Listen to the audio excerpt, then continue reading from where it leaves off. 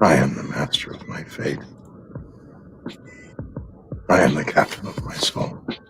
We're exporting a whole lot of really bad and dangerous rhetoric, bad research, and unfortunately it's being picked up and amplified in other countries. It's the same battle, Mr. Myers. We've been at it before. They want to addict these kids, this time to an e-cigarette, which has a chemical that's addictive. We know what it leads to. Sadly, it leads to tobacco addiction, disease, and death. I'm going to get you addicted to nicotine. I have a customer for life. We have hundreds of cases nationwide where people have gotten sick or died using these devices. Look what they're trying to do. All the delicious flavors of e-cigarettes are poison. They're not people giving up smoking. They're not people that ever smoked before. Most people that vape never smoked before. Just think if your kid was doing this and winds up with an IQ 10 or 15 points lower than he or she would have had for the rest of her life. Addiction is being fueled by kid-friendly flavors and kid-friendly cool marketing. It is outrageous that these companies specifically market their bad products to kids. Today, right now, it would appear the wildfire of e-cig use among teenagers, high schoolers, middle schoolers has not let up. There is a moral panic over it. There is a moral panic. Yeah. And they can't find anything wrong with it, so they're hell-bent to find something. We're worried that, in fact, a lot of members of the public still think that using an e-cigarette is as harmful as smoking a cigarette. So, I mean, I have said that it would be tragic if smokers didn't quit and carried on smoking because they hadn't tried an e-cigarette, because they were worried about the safety of an e-cigarette. The most disheartening thing is still the anti-choice rhetoric, the desire to enforce this quit or die mentality and refuse to allow individuals to reduce their risk unless they're willing to give up everything. I am the master of my fate. I am the captain of my soul.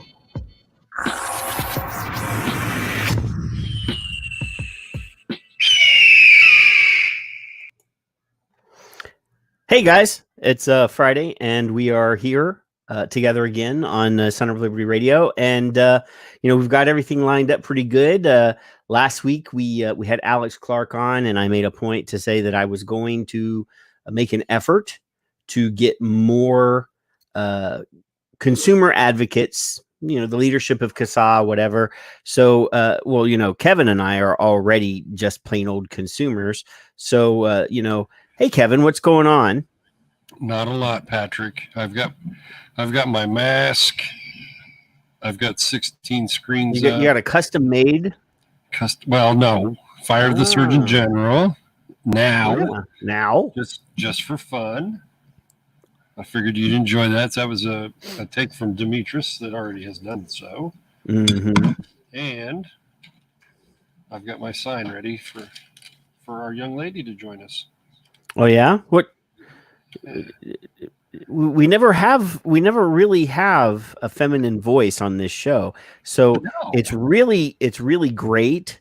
We've had a couple on. We've had Julie on, and we had Cherry Lai on, and obviously Miss Amanda was on the show. But rarely do we really get the interjection. How can I forget Dr. Mara Glover was on the show? Right. It's like my proudest moment ever. But now we're going to bring on a lady who has been as awesome on Twitter as you, as far as I'm concerned. She really does some pretty good tweets.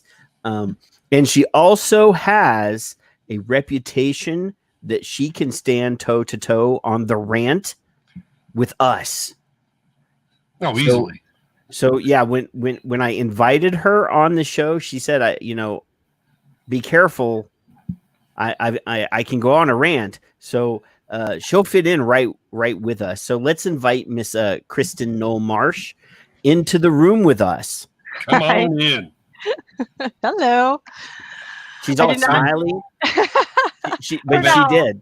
I've been a long-time fanboy in the closet, just waiting for this moment. In the closet. Well, he's been in the closet for other things. But, before the show even started, Mark's List actually left a comment in the show thread before we even went live, and it says, "Can't wait till Friday. Big fanboy here too." In response to your "Oh, I'm such a fanboy" comment, but he says, "Was honored to meet and stand with Kristen at the Trump rally in Milwaukee last December." So. You know, and the Kristen, feeling is mutual. I mean, I'm a big fan of Mark's too. I mean, all he's done in Michigan is just amazing. So amazing. Kristen, I want you to know that a lot of people like you, a lot of people love you, a lot of people respect you. So the Mutual Admiration Society will begin. I think a lot of people don't even know they're talking to me. So, well, it's good because, like I said, CASAA, you know, a lot of people know that CASAA is Julie and CASAA is Alex, and it's there's many faces to CASAA that really don't get a lot of attention, and that's one of the things that I said last week, because we've had Jim McDonald on, we've had Julie on, we've had Alex on. Those are the people that a lot of people know. Those are the names that a lot of people know, but a lot of people didn't know Kristen Noll-Marsh. We know Kristen Noll-Marsh because I've been here for a decade. I think you've been here just a little bit longer than me, 11 years or something like that. Oh, yeah. She's adjusting something. That's all right. Leave her alone. I'm not picking. She introduced me. I'm sorry. She was my CASAA welcome Suddenly member. I can't hear you. You can't hear us? This happened to me last week. You can't hear us? Oh, you got to go to the little gear tab that says Cam and Mike on the bottom of the screen. I think I'm going to have to hold on a second. Oh, technical difficulties. That's all right. Ugh. She was my I went back and looked in 2015. She was my email welcoming me to CASAA. Oh, yeah? It might have been 2014. But she sent you a welcome email. Now we're going to welcome her back, and let's see if she can actually hear us now. That's okay. Yeah, I don't know if this happens on this platform. For some reason, my headset just goes out randomly, and if I wave my hands too much, it mutes me. So I've got magical gestures. She's got spirit fingers. Spirit fingers or jazz hands.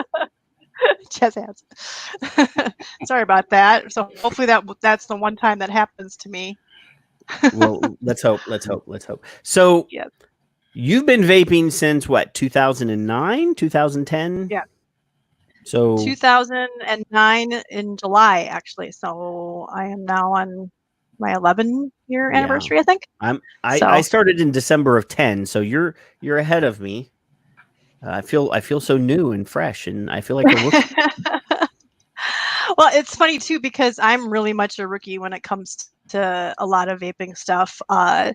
The new mods, building coils, DIY liquids. I am such a neophyte when it comes to that. I don't. Well, I use very basic equipment, and I buy my liquid from a vape shop. If it ain't broke, don't fix it. If it works, it works. I have not. I've been rebuilding, but I build very simple stuff. I'm just like a K-Fun single coil, nothing fancy. And I just now this week got stuff to start trying DIY. So we'll see. I've experimented before. I've experimented before and it failed. I was such a failure.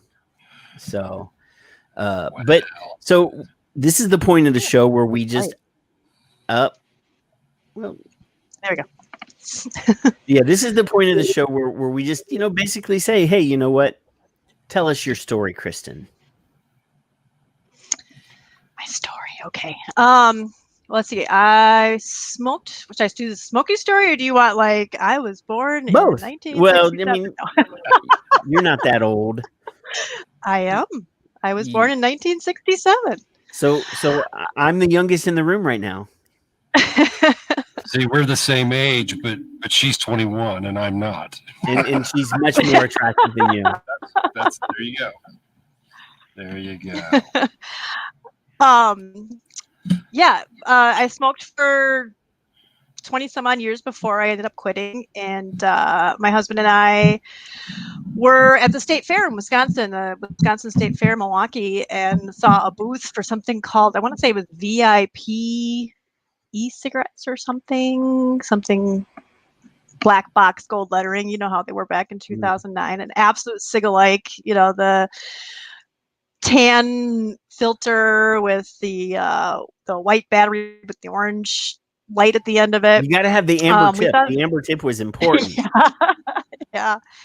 And I tried that, and it was okay. It was kind of cool when we tried it. I'm like, yeah, that's kind of cool. And that was actually right before Wisconsin passed its statewide indoor smoking ban, and it was kind of the impetus, because we weren't really, by that point, I pretty much figured I was going to die a smoker, that I was never going to quit. And the funny thing was, is I had quit plenty of times before, because I have 3 kids, and I always quit during my pregnancies and while nursing, but I always started again.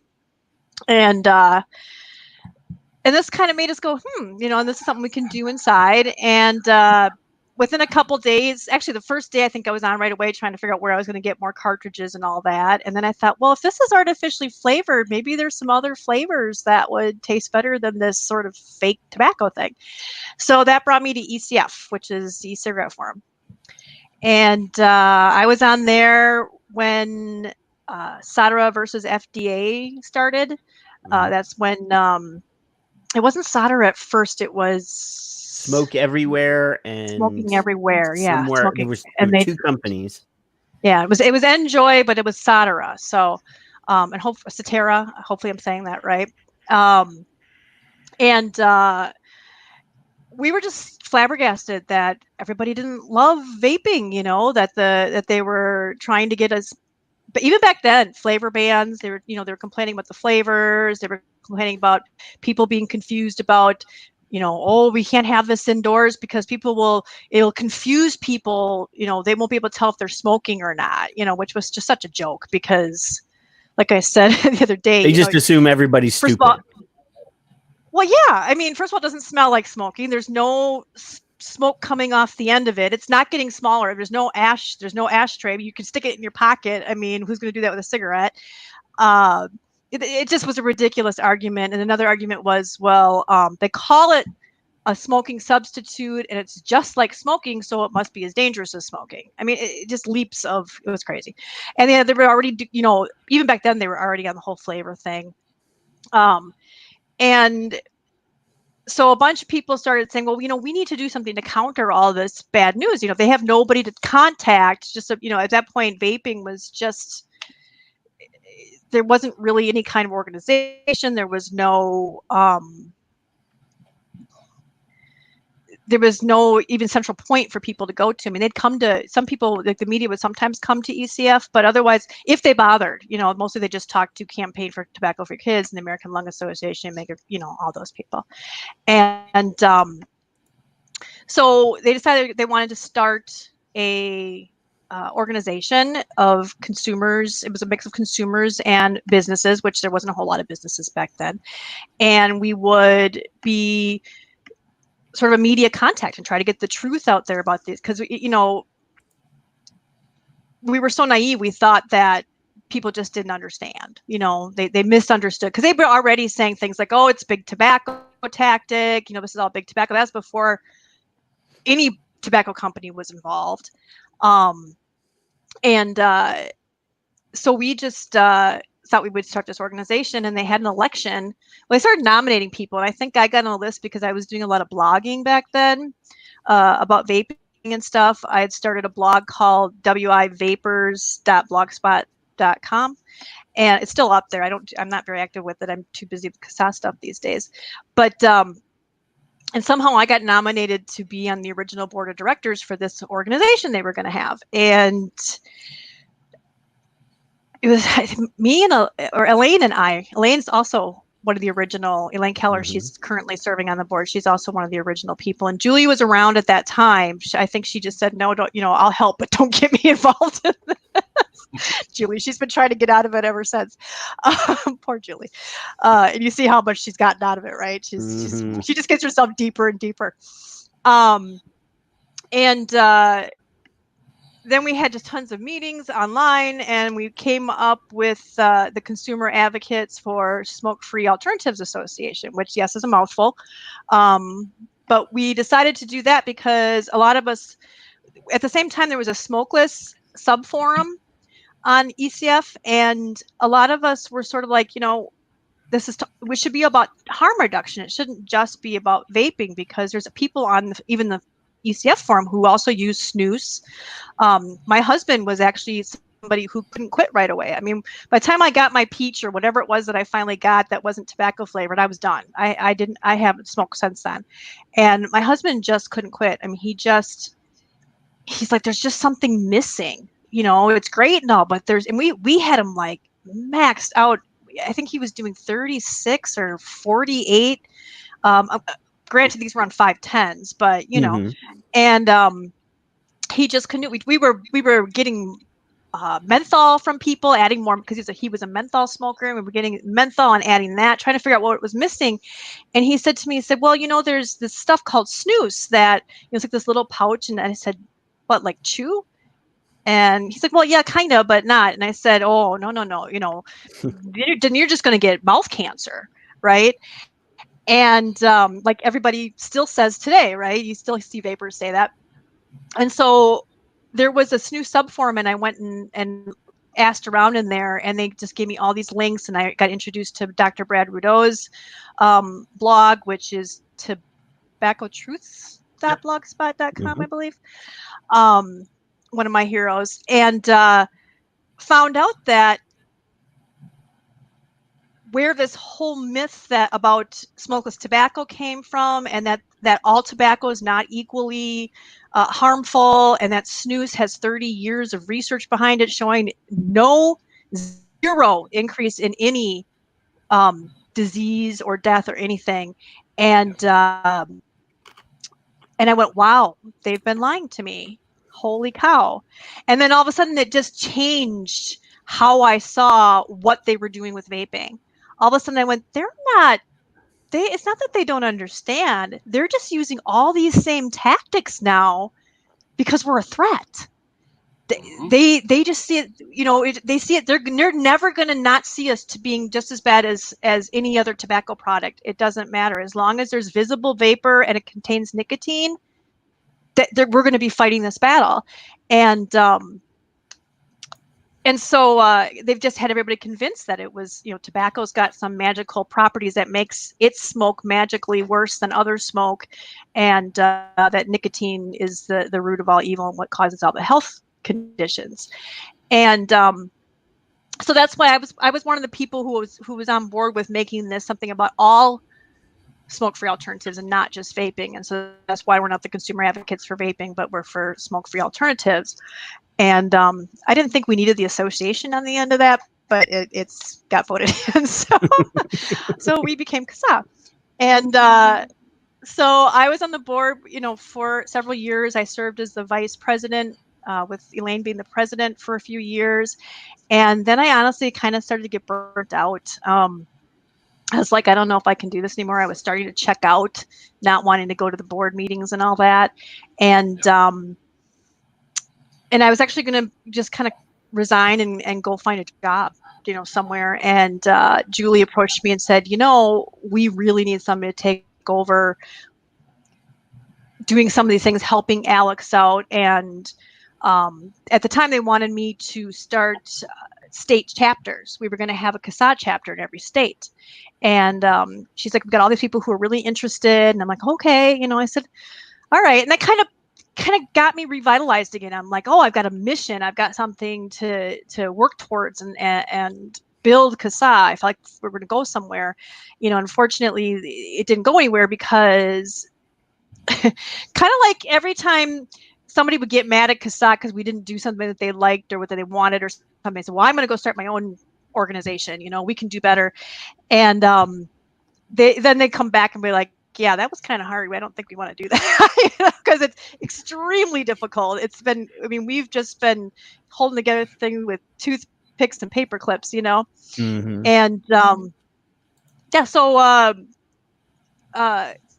some of these people wanted to start chapters. I mean, they've been, you know, nagging us to start chapters, and then they tried to get people in their states involved because they had to have their own president and their own vice president and get organized, and they just couldn't get people, just would disappear, and they just could not get people involved. So that kind of went by the wayside. So then I started building the Facebook groups. I just kind of thought, well, if I can't get them to actually form a group, maybe if CASAA has all these different state Facebook groups, people can join that, and at least there's a place for them, for people who are interested. They don't have to worry about having a president or a treasurer or any of that other kind of stuff, and then they can, CASAA can just make sure we share our calls to actions that are, say, in Illinois or in California in those groups. And I got that started, and it was real slow. It was real slow trying to get people to join, but then it started picking up, and then I'm like, oh boy, I can't cover all of this. So then I put the word out and said, I need help, and thankfully about 36 or 40 members and just people who follow CASAA stuff up. And so I've got about 36 now, I think, moderators who cover all 50 states plus Puerto Rico and Washington, D.C. And then after that, I created all the state pages on the website where you can go to your state. You click the map and you can go into your state, and it's got all the calls to action and the state and legislator contact information, advocacy tips, the link to your Facebook group, your state's Facebook group. I mean, I try to keep all the latest. I try to keep up with all the what the taxes are there for both smokeless and vaping, what the vaping laws are, if there's a flavor ban, if there's a sales ban, online bans. I try to keep up on all that, which is a challenge trying to keep up on it all. But I think there's a couple states I need to go in. I think New York needs to be updated. But that brings us where we are today. I'm the face behind CASAA that you never see. I'm a logo. I do all the tweets, all the Facebook posts, and stuff like that. So yes. So Kevin is intimately aware with your work because he lives on Twitter. He lives on Twitter. Well, I think a lot of people are aware of my work. They just don't realize who's that doing you're doing it. They just see CASAA. CASAA sending it out. I have my own Twitter too. But what I actually like about the figuring out who it was that was doing it, I had to figure it out. I didn't ask, and I just figured it was you. Looking at the style of your own tweets, looking at the style of CASAA tweets, like, okay, she's nabbing people's balls. This is good. That's what I want. That's what I want. Sir. Yeah. And we still have people complain about that. That's not very professional, CASAA. Aren't you supposed to be a professional organization? So you can't make everybody happy. We're consumers. Definitely can't make everybody happy. No, we had Amanda. We can say what we want. We had Amanda Wheeler on a while back, and I mean, at that point, we were already to the point where we were full speed ahead. And we were just like, at this point, there's nothing for us to lose. We have nothing left to lose. Why are we kissing people's asses? Yeah. Yeah. So, it felt good a couple of times to get a little snarky about stuff. It did to not, and I wasn't big on Twitter before I took this over. So I had to sort of learn the ropes and things about hashtags. I'm still not, I wouldn't call myself a professional tweeter. I mean, I'm still kind of amateur. And you know what? I think that's okay. I think that, if we're too polished, I think people don't believe that we're grassroots, that if we're you're really too polished, you'll be like Kevin and they'll call you a bot. There you go. They'll do an academic study on your tweets and say that you're a bot. I just want to be the scientist that's cashing the check for doing the social media research. Because Kevin has been named in 4 different academic studies as a robot. Oh, jeez. No, one's an impugner. Come on. Impugner? An impugner. I think they made up that word. I really think I don't know what that means. I'm up their ass. Drink, boys and girls. There's a few others, but those are the ones I know of. Well, that was I'm sorry. Go ahead. It was just where I was actually shown. We're probably all in them. Yeah. Every single one. They track all kinds of stuff that's stupid. They would rather track our tweets and figure out that this is a safer alternative, this and other things. So.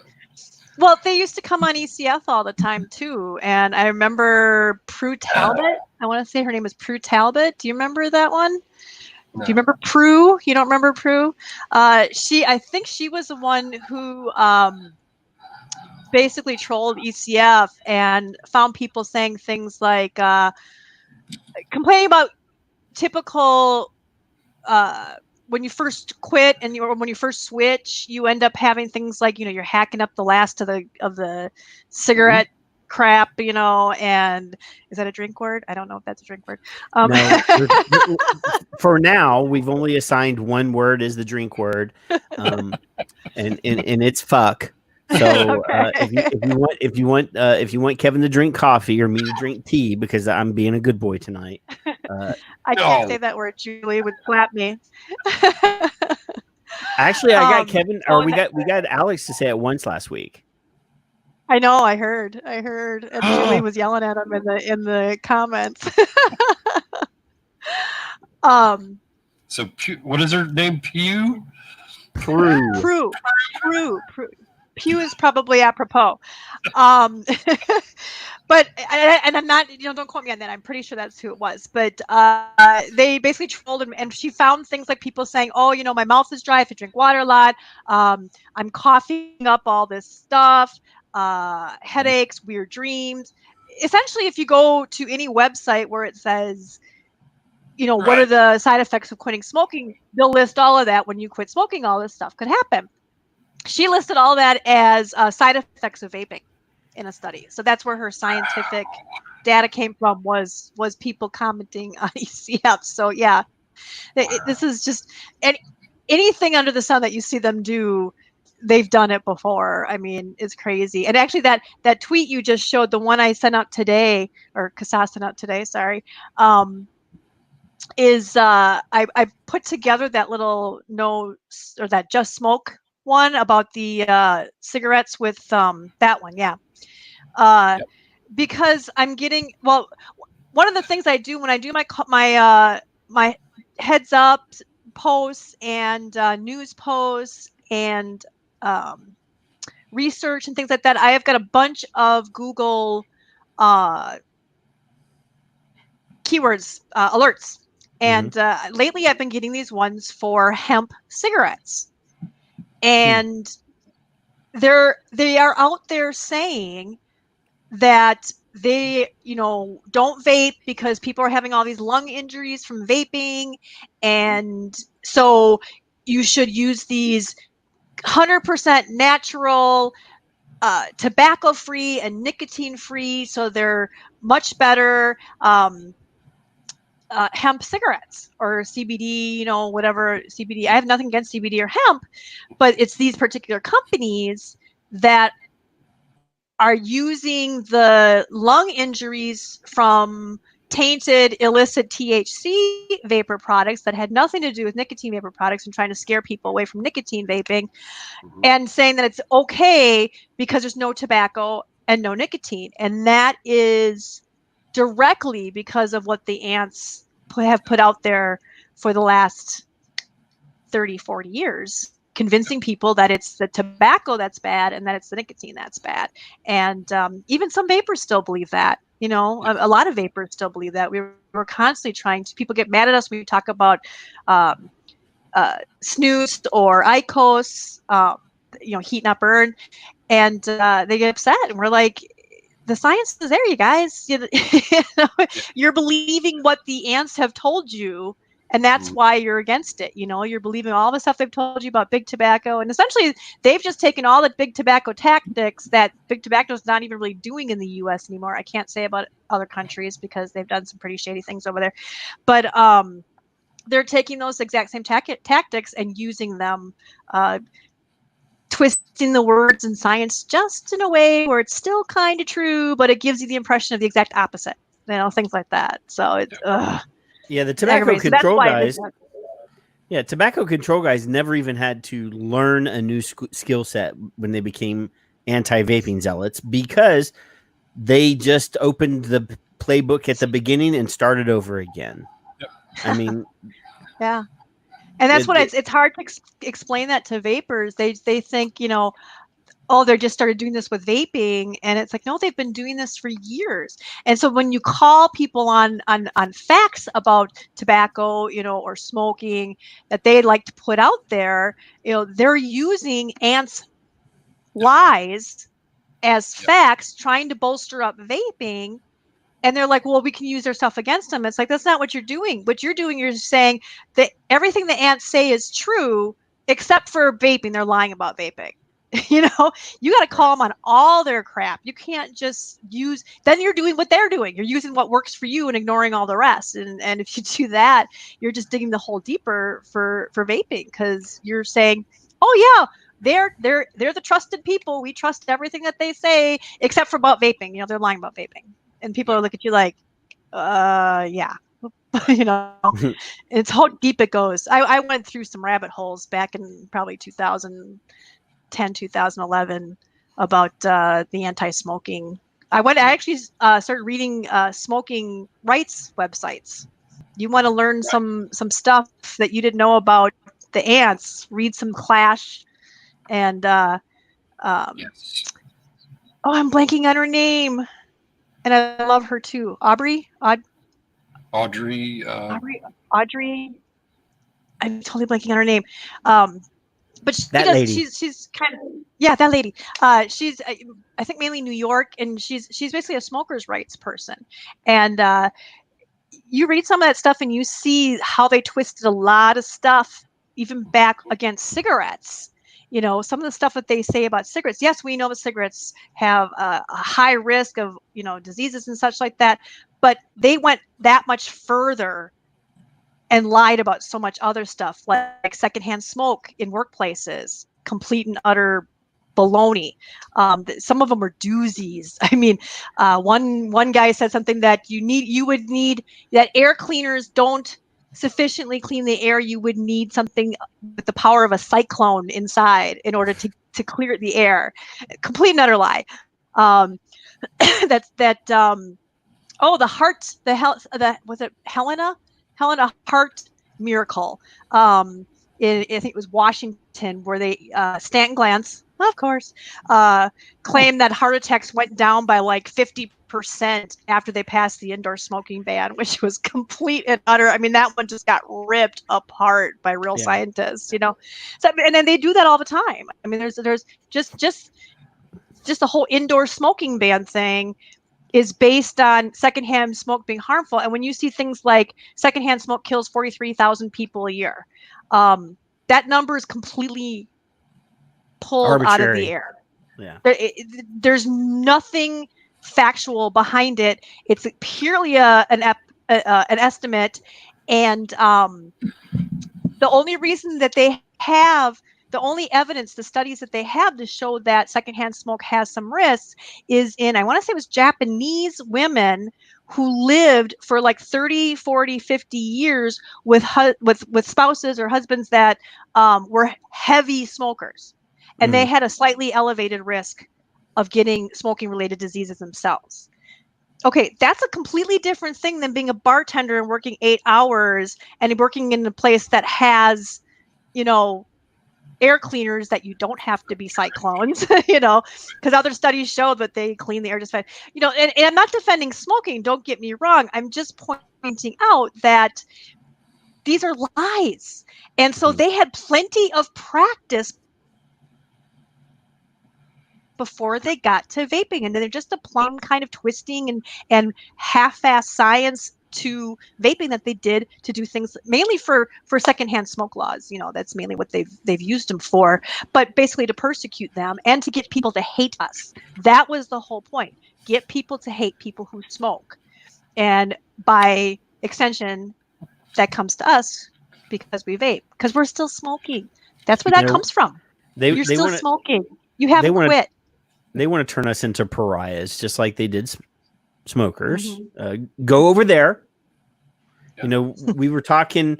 Kevin and I did we did another podcast with they interviewed us actually, which is weird for me because I'm usually the. But I was remembering a hearing from a few years ago. It's probably been about 5 years ago now, and they had some scientist on talking, and it was like a HUD thing. They were talking about housing and smoking laws or smoking rules in public housing, and he brought out some sort of study that he had authored about fifth-hand exposure. Fifth-hand exposure. I've heard third and fourth. I haven't heard fifth yet. Fifth-hand exposure. I know. That's like living in an apartment and then leaving, and then the next person that comes in gets exposed to your cigarette smoke because it's in the air system, it's on the walls, it's in everything. So that's fifth-hand exposure. And somebody sneezed. I thought that was fourth hand. That's not fourth hand exposure. I thought that was. No. I thought third hand was when it's on surfaces, and fourth hand is when it was sort of like generally in the vicinity. No, but that's your exposure. You. In your environment, it becomes fifth hand when somebody else moves in. Oh, for the love of God! It was one of the most harebrained things I'd ever seen or heard in a hearing. Yeah, and it was just baffled me because I was like, I'm sure if you like did a test, you would see that the half-life of that chemical on that particular surface didn't last very long.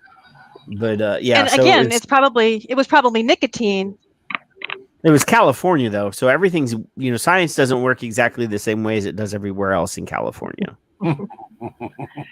Everything causes cancer. Everything causes cancer in there. Yeah. Did you learn early on to, let's use the words, pick your battles for some of the, like, for instance, nicotine in a restaurant because of smoke? I found one, it's obscure, I can't find it now. I looked for it about a week ago. They found nicotine on the wall, but it was an Italian restaurant because of tomatoes. So I thought, well, okay, I get that. Oh, the tomato and stuff like that. You're thinking tomatoes and green peppers, and eggplant. Yeah. Did you pick battles over the big stuff or little stuff? You leave some of it alone. You just ignored it, or did you go all out on everybody at the beginning? What do you mean? Go all out? How? Like the secondhand smoke is not as true as people think. I don't agree with the whole thing either. So if somebody's adamant about, no, it's bad, my mother died, which is sad on its own, it's still an untrue statement in whole.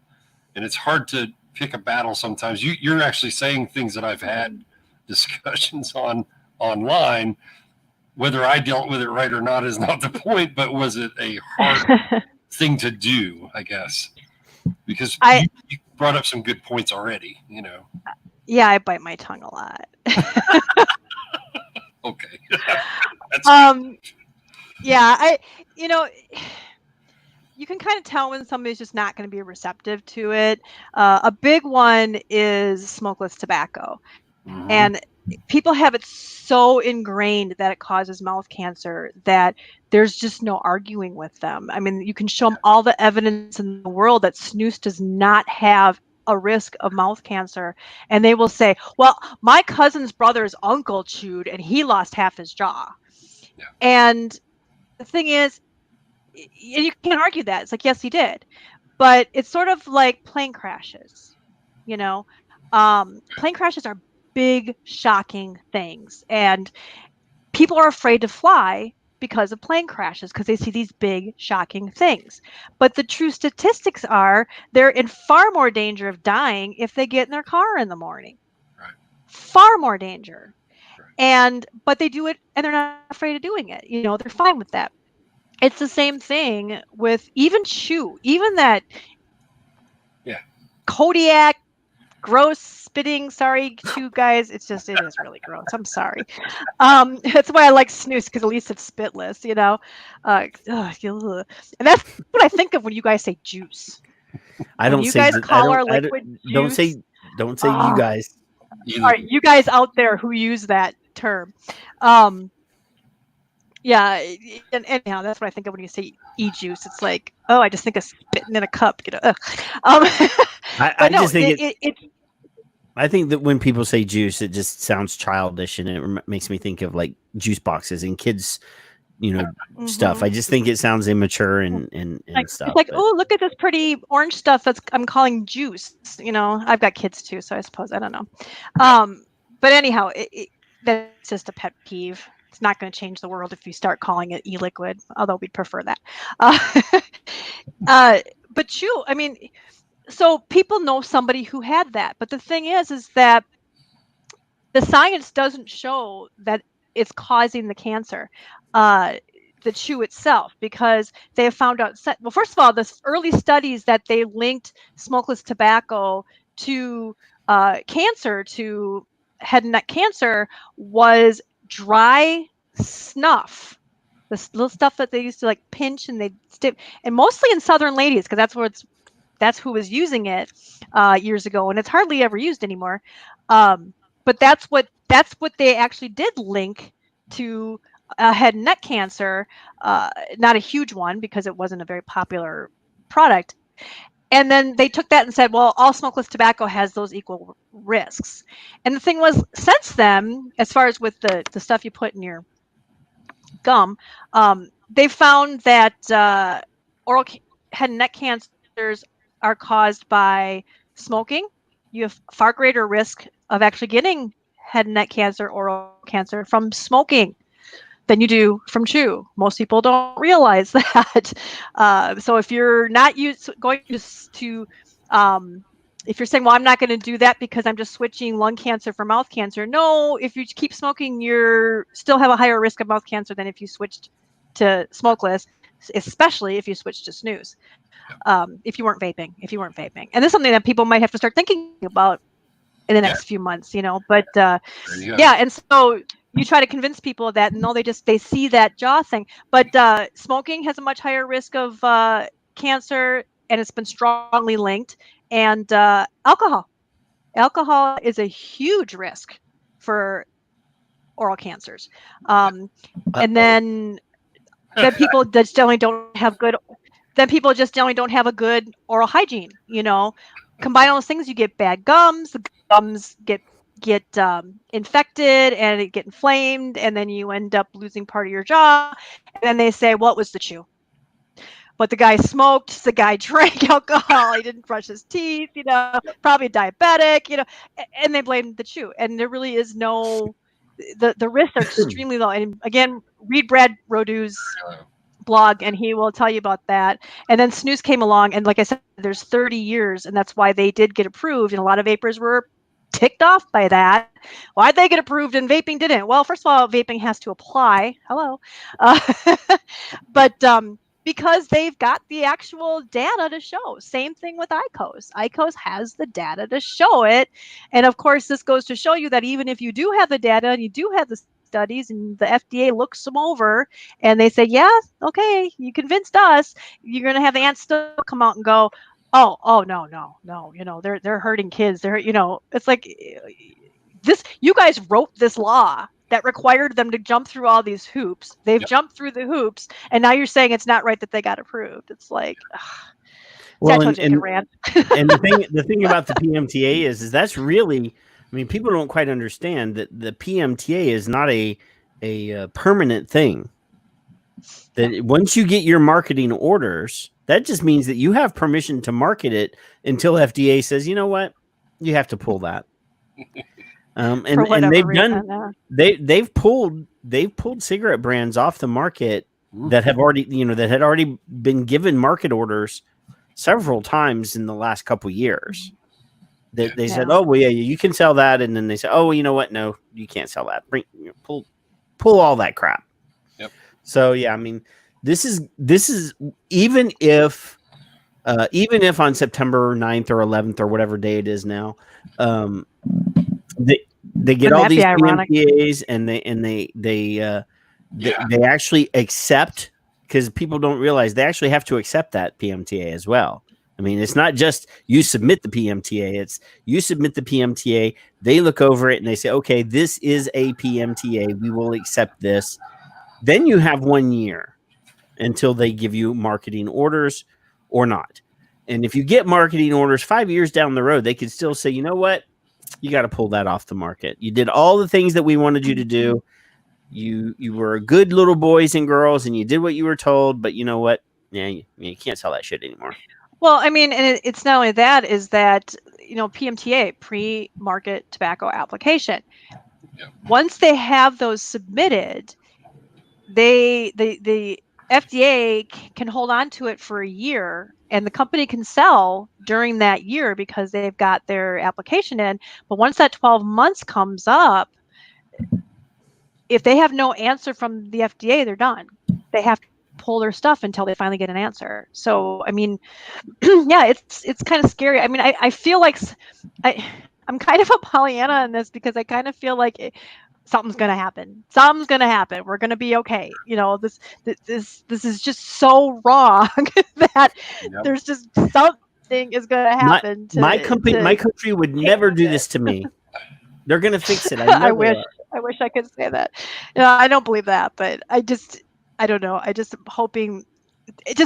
After 11 years, we kept pushing it back. It kept getting pushed back, and something always came up. Something always happened, and it's like Trump's flavor ban. What that turned, everybody's freaking out, and then what did that turn into? Still bad, but. Well, ultimately, it turned into him saying in front of the wrong reporter who could repeat it. I can't believe I should never have gotten involved with that fucking vaping thing. Yeah, I remember that.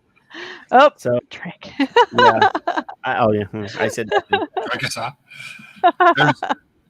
There's a lot of information in your head. My assumption is that your knowledge is like my remembrance of all my bookmarks. I can pretty much visualize where I need to go to find what. So as an instance, as consumers are listening later on, I was one of the guys that went, what do you mean snooze? What is that? Why would you want to do that? So I love the idea that you're giving a valid point to that. IQOS as well. Heat not burn, whatever you want to call it. It's a safer product. Period. And that has to be spoken fluently and eloquently. You may not like it. Too bad. Get over yourselves. I know you're in direct competition. It's also an opportunity as a business if you're a business. So I've had a couple Juul battles over the past couple of years, and I get it. Oh yeah, me too. It's the same thing. So yeah. You can support the product without supporting the activities and the strategies that the company put in place. I don't particularly care for the product. I didn't like it. I didn't like the way that the nicotine felt to me. I don't like nicotine salts in general. I don't like their nicotine salts even more. There's a difference. But if it helps people quit smoking, I can't shit on the product. That's it. That's all it is. I mean, the company may have done some squirrely things, and I think they're paying for it now. I really think that they're going to have a hard time when it comes to PMTA because they have all this youth uptake already, all these numbers and everything that are already circulating, and all of the studies that have been specifically targeted at the youth usage of that product. And part of the requirement is you have to be able to prove that you're not going to create new users and that there's that you're not going to be, targeting kids. And all this stuff is already out in the world. It's really hard to unpull that trigger. Even if they didn't do anything to market to kids, I don't believe they did. But yeah, there's all this evidence and science out there, that says it. So yeah, it's gonna be hard. Well, yeah, I mean, look at how many times they got accused of selling cotton candy flavor and bubble gum, and they've never sold cotton candy or bubble gum. I mean, if you look at their marketing, they were clearly targeting 20-somethings. Yes. In the beginning. Exactly. Clearly targeting 20-somethings. I mean, it's so clear, but they said, well, not them. The ants were like, well, teenagers look up to the 20-somethings. So if you're marketing to 20-somethings, then you're marketing to teenagers. Well, and I think that, Blumenthal and Schumer and all those guys, they're all 100 years old, and they think anybody that looks younger than 40 is a teenager. Right. But the thing is that, and Blue admitted that they probably shouldn't have done that, but they were in that age group at the time. They were kind of just out of that age group. So they're like, oh, our buddies would have liked that. So they were thinking about marketing to their friends and not thinking like big tobacco. It's crazy, and they got accused of doing so many different things that just didn't happen. And if you want to get that and look at 20 somethings, marketing to 20 somethings, making hip and trendy, because I'm 52 years old and I don't want to see anything hip and trendy. That would never get my attention. I wouldn't buy a fancy phone or anything like that, or a nice car because it was hip and trendy. No, not at all. Or because Led Zeppelin is playing in the background. No, that wouldn't ever work. Yeah, so it was ridiculous. And I remember when Steven Dorff was a spokesperson for Blue, and the ants were all going, oh, they've got all these Hollywood stars that the kids all love, and I'm like, there's no way in hell. Actor.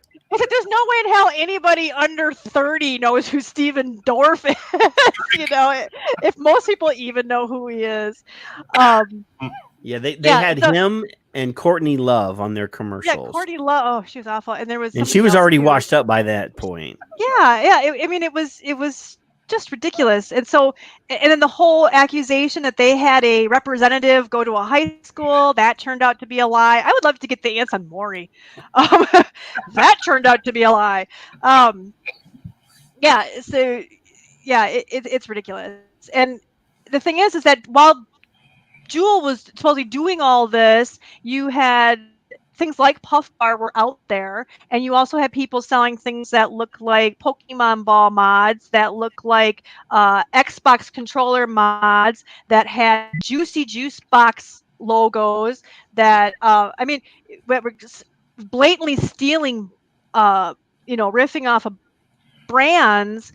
Yet Juul is the reason that teens vape. And when vapors get all mad at Juul and say, well, this is all Juul's fault, you should ban pods. Again, you're buying into the lie. Juul can't be blamed for a teen epidemic that doesn't exist.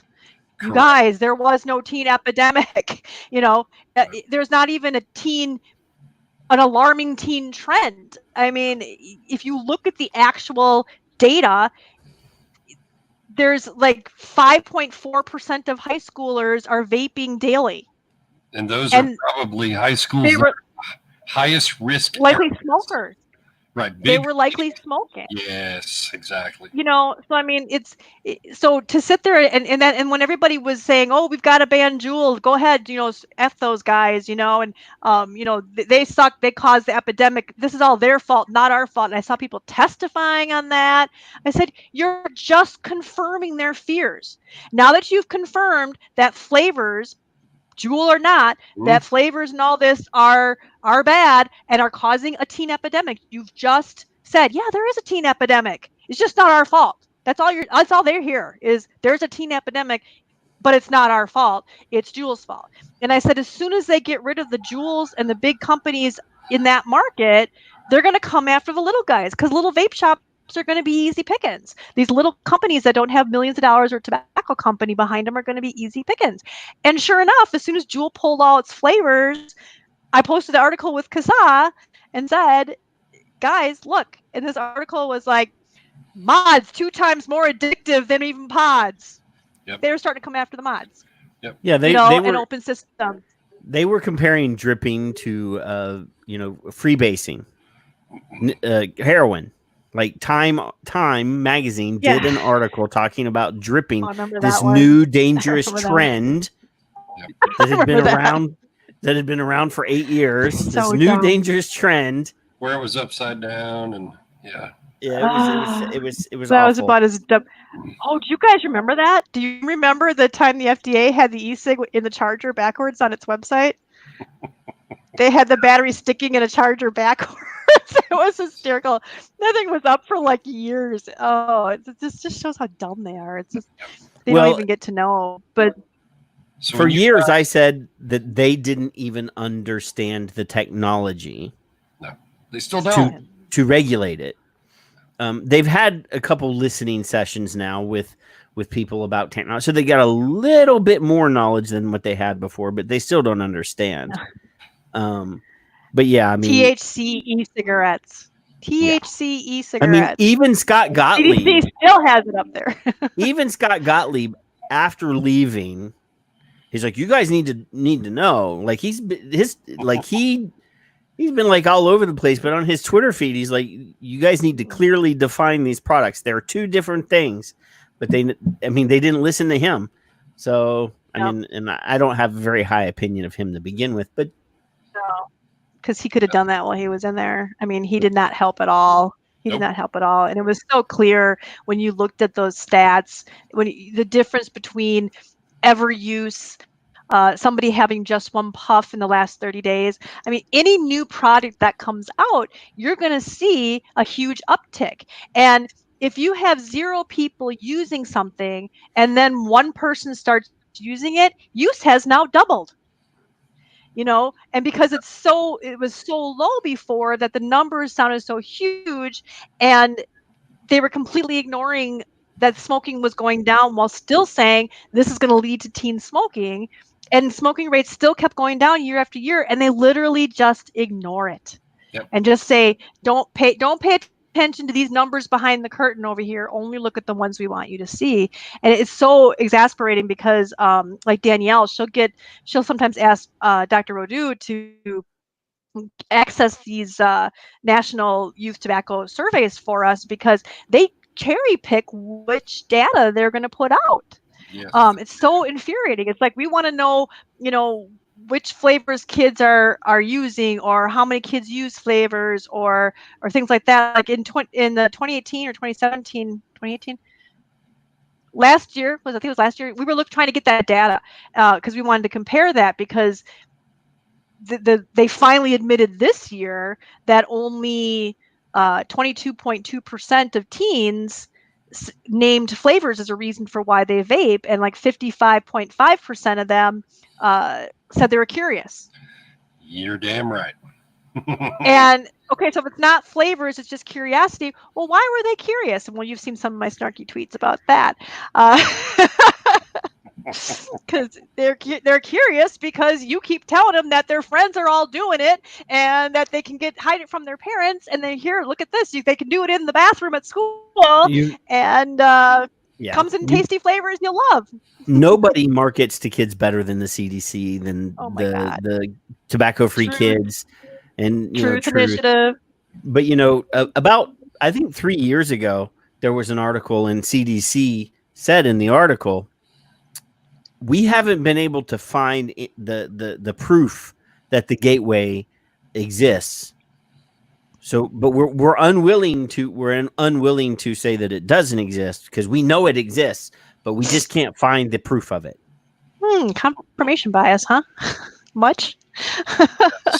Yeah, that sounds like them. And why anybody's surprised, any vapors surprised at what they did with COVID is beyond me, because it's like we could have seen this a mile away.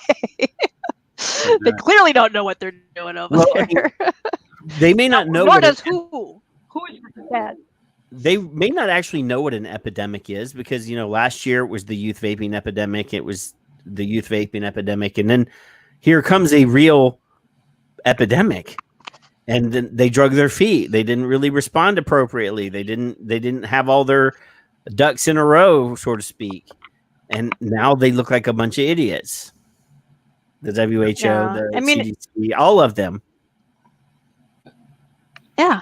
And what epidemic in the history of epidemics has actually led to better health outcomes? Because this teen vaping epidemic is causing kids to not start smoking. Yeah, it causes less smoking. Exactly. that means it's a net positive. So what epidemic has ever actually led to better health for the public?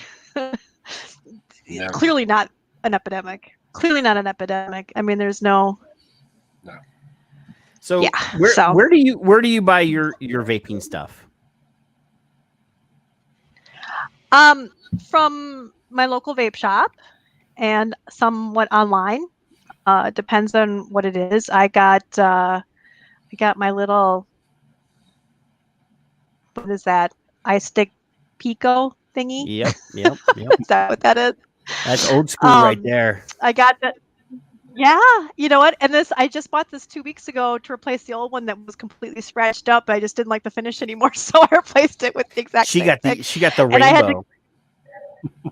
I do. It's pretty. It's girly. Yes, but it's pretty. If it had sparkles, I'd have it. Apparently they're trying to they're trying to stop people from being able to buy stuff online. This is the new go-to thing right here. Yep. Which is, a lot of people, what originally what this was sort of advertised as was this was going to require you to sign for something when you ordered it. That's what we thought it was. Right. But you start delving into it and peeking into it and sort of dissecting it. And this is more like a USPS cannot carry your shit at all, is what this has turned into. Because, a lot of language in this bill amends other existing bills. It's not like this is all one piece of legislation. This is, we're going to change the language in this bill on this line to this, and we're going to go over here to this bill and change this line to this, and so forth and so on. So you actually have to go and read the full text of this or bill. You can read CASAA's call to action where we explain it. Yes, that too. That too. But I did want to point out one thing, because there was a discussion last week about the text of existing tobacco restrictions on postage or in the post office or the mail. And when I used to smoke cigars, I could get cigars in the mail, but I couldn't get cigarettes in the mail. Make it bigger. Mm-hmm. Oh, you want me to rub it? Is what you're saying? Yes, sir. Yes, sir. Rub it. There you go. Okay, so now we're making it bigger. So I did want to, not that it matters because I don't smoke cigars anymore, but I do, specifically in here, it does reference the existing language, and they amend the language to include e-cigarettes in the same language, in the same place where it says that you can't ship cigarettes. Tobacco product. No, that's not where I'm scrolling down here. No. So this is the non-mailability of electronic. It's this section right here. Yeah. So it specifically says cigarette. Yeah. So yeah, because you can order pipe tobacco and cigars still in the mail, but they're specifically adding this to the existing legislation that prevents people from getting cigarettes in the mail. Which is not fair. I mean, if they're going to say you can't ship e-cigarettes, you shouldn't be able to send tobacco at all. But that's not what the existing law says. I mean, technically, you can ship e-cigarettes through the U.S. mail. You just have to jump through a lot of hoops. That's why companies won't do it. Well, I mean, in Texas, we already have signature upon delivery for e-cigarette or for e-liquid, nicotine-containing e-liquid. Right. But nobody does it. Like I've never had to sign for anything now, unless it comes from overseas, because I do get hardware and stuff from overseas sometimes, and those I actually have to go to the post office for, because I live in a neighborhood and all of our mailboxes are over there on the corner, and if they have something that has to be signed for, they just throw the card in the mailbox and they go. They don't even come and knock on the front door. I got my tobacco vape mail yesterday actually, and nobody had to sign shit. Nothing. Not a thing. Well, this bill hasn't passed yet. Right. It passed the Senate, but it's got to go to the House now. Plus, I mean, what's really funny is at the very bottom of the breakdown of the bill, it says that there is no budgetary allotment for this legislation. Well, because they want to do a bunch of studies. There's a bunch of studies at the Senate. They're asking for all this research, but they're not allotting any budget for that. Which we're kind of hoping means nothing's going to get done, so that's not going to be able to pass because they're not going to be able to do the research, right? No, you've been around long enough. You know damn well Knocking on wood. Glance is getting a grant for this as we speak. You know he will. But they have 120 days to manufacture this science. He can fabricate that in 120 days. What is wrong with you people? Yeah, probably. Yeah, and this is sort of Alex's purview.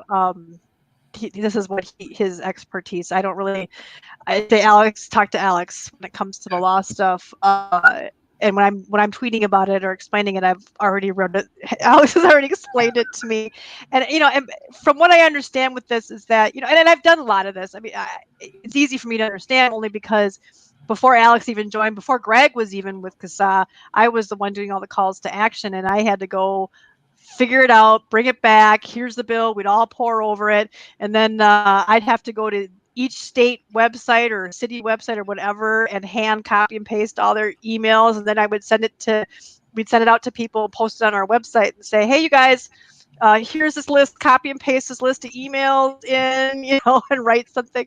But anyhow, but yeah, Alex explains it. We've actually had a call to action for this up on our website since November. Mm-hmm. And it's just funny because nobody even saw it. And I put it out, and then when it finally comes down to it and somebody else seems to come across it, they're like, what's going on? It's like, we have a call to action for that. We try to get you guys to do something. Go out to your email. There's something that should be called Hail Mary e-liquid is what it should be. But yeah, suddenly now it's yeah. And I'm not even sure, does that cover devices or just the liquid? Well, that would be just the liquid, wouldn't it? Because that's the only thing that's a tobacco product. It's just the liquid. Yeah, it's just the liquid, from what I understand. Yeah, and see, I buy my liquid from my local vape shop, so I'm good there at least. Yeah, I'm screwed on that because none of the vape shops in my area sell anything above 6 milligram. Yeah, me either. Or nicotine salt in 50. I mean, I'm down to 3 now, but I mean, I think I started at 24, and then I went to 18, and then I was at 12 for a couple of years, and then once you couldn't get anything but 6 or 9, I was finally forced to buy a mod, if you can call this Pico a mod. And yeah, it's not a device. It's a device. Mods are what we used to do on ECF back in the day. Those were mods, man. Altoid tins and flashlight mods. And I was actually a cart insert modder. Remember those little carts that you put? Is this there was usually like some kind of. You remember the blue buff puff or I didn't do the blue fish stuff. I did the buff puff mod. This I don't remember it. Oh this God, is a mod. Crazy days. I don't remember that, but I know of it. Wow. I know this is a mod. Look at that's marketing to children now. See, that's marketing to children. Damn it! I was a child when this came out. Let's talk about your. Yeah. I want to ask you about your call to actions, and Alex. Alex explained to us that you'll take emails or however you take them for something like in Huber Heights, Ohio, you've never heard of, and I find that they're going to do something. I can email you through CASAA. You can make a call to action for Ohio because he found something, or someone gave it to you in his area, in his hometown where he lives. But he said that there was a city council meeting. The one in New Jersey that he didn't even know about until I told him about it from one of my posts. Like I said, I have a ton of Google keywords or alerts. What do we call it? Search terms. Alerts. Thank you. It's getting late. And I guess vape, tobacco, e-cigarette, smoking. Snooze, I think, is one of them. And anything I get, and every day I go through and read all the different news articles and anything that, research stuff that's come out, stupid ads like those hemp cigarettes saying they're better than vaping because there's no tobacco or nicotine. And a lot of times I'll get stuff that comes up saying that there's an upcoming meeting regarding, and usually comes up under tobacco or smoking, which is really interesting, not vaping or e-cigarettes.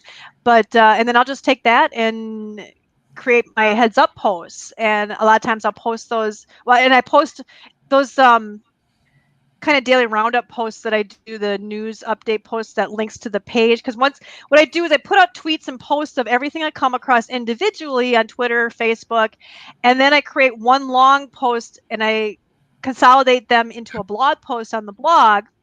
And then I tweet a link to that and post a link to that in case people miss the stuff I've been tweeting throughout the day. And those obviously go out depending on how much stuff I have to actually share. If I have less than 3 or 4 things to share for the day, I'll usually roll them over into the next day. Like today, I only had 1 thing, so I didn't do a whole post. I had 1 or 2 things.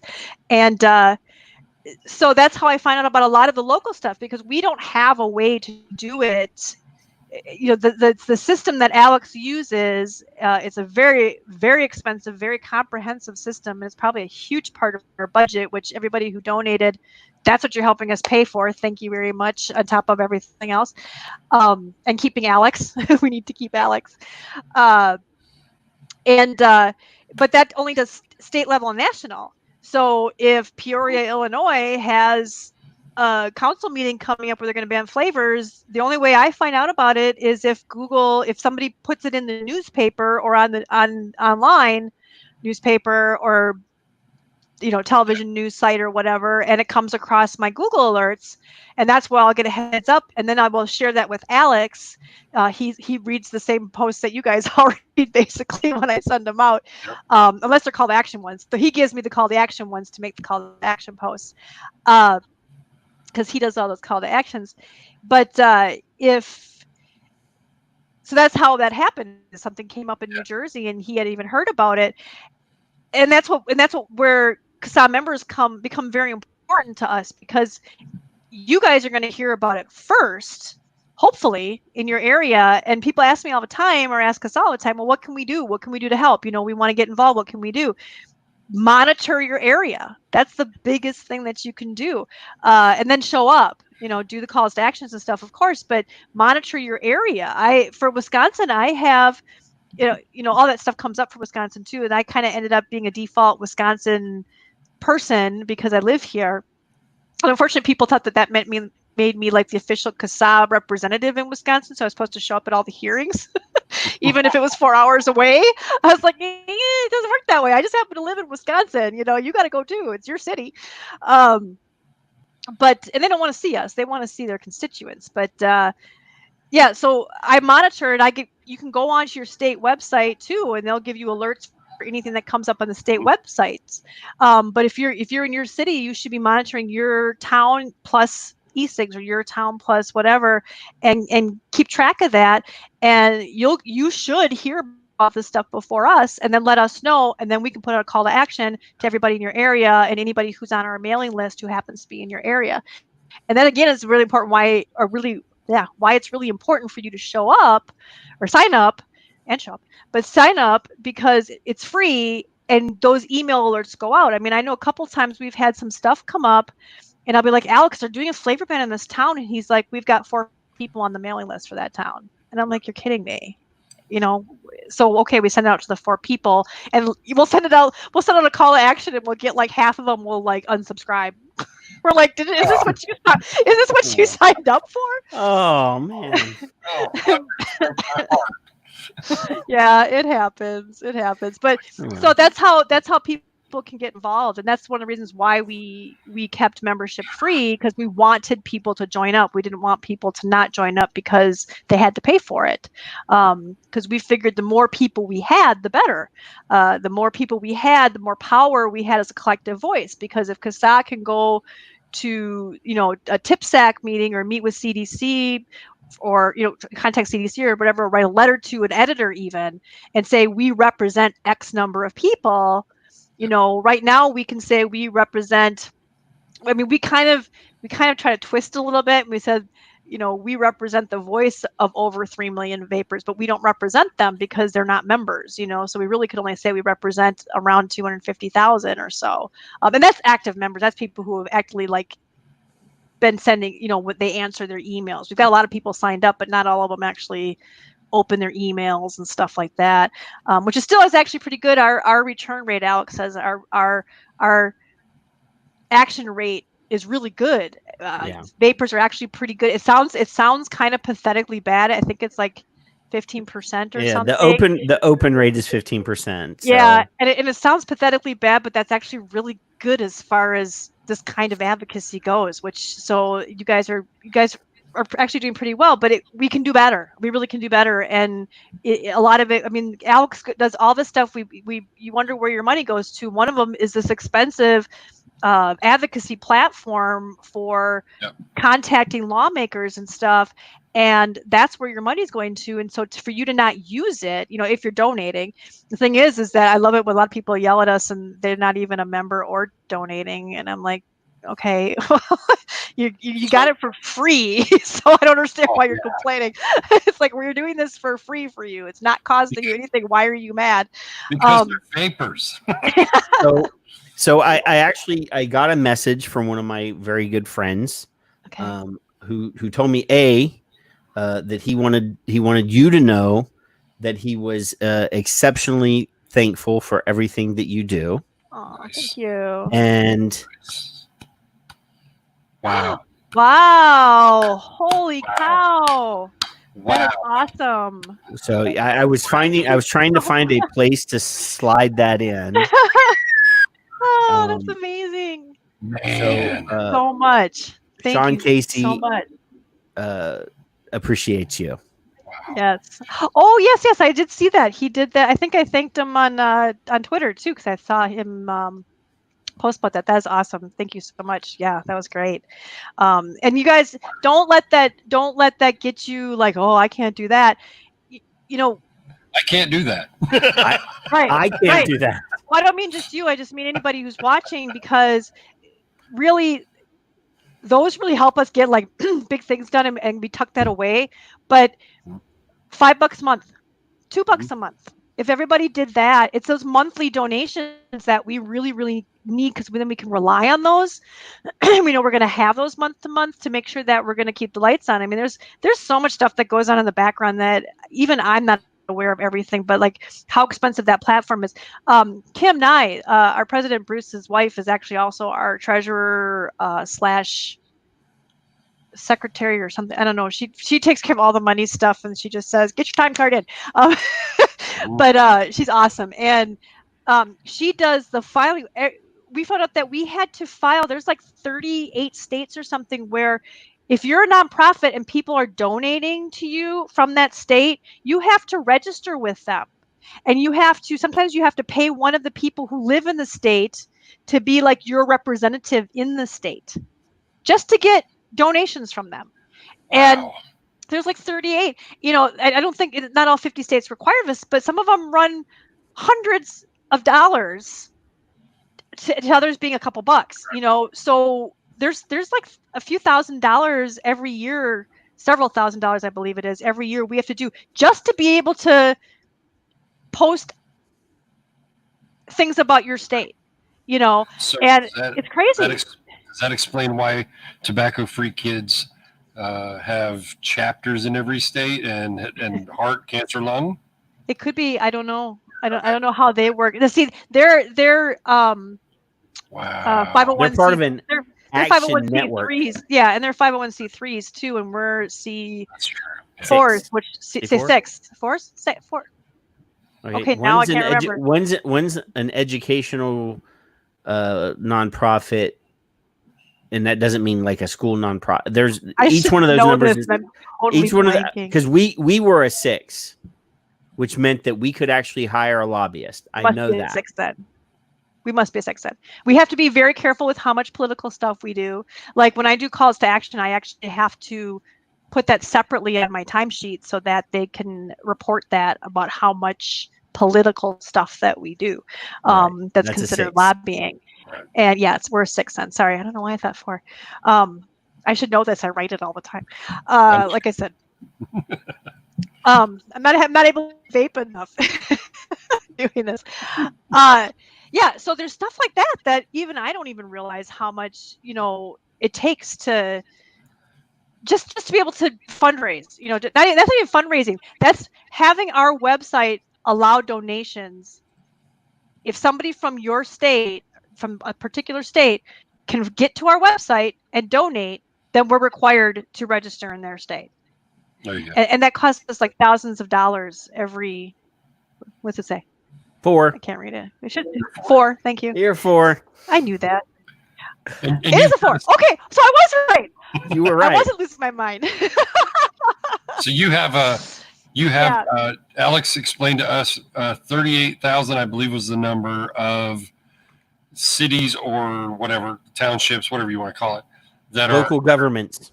That are local governments that are probably on that Google alert. So you have a staff of 7 people, right? That you have help you? Exactly. Nobody can see the smile, but she's smiling because there is no staff. It's me.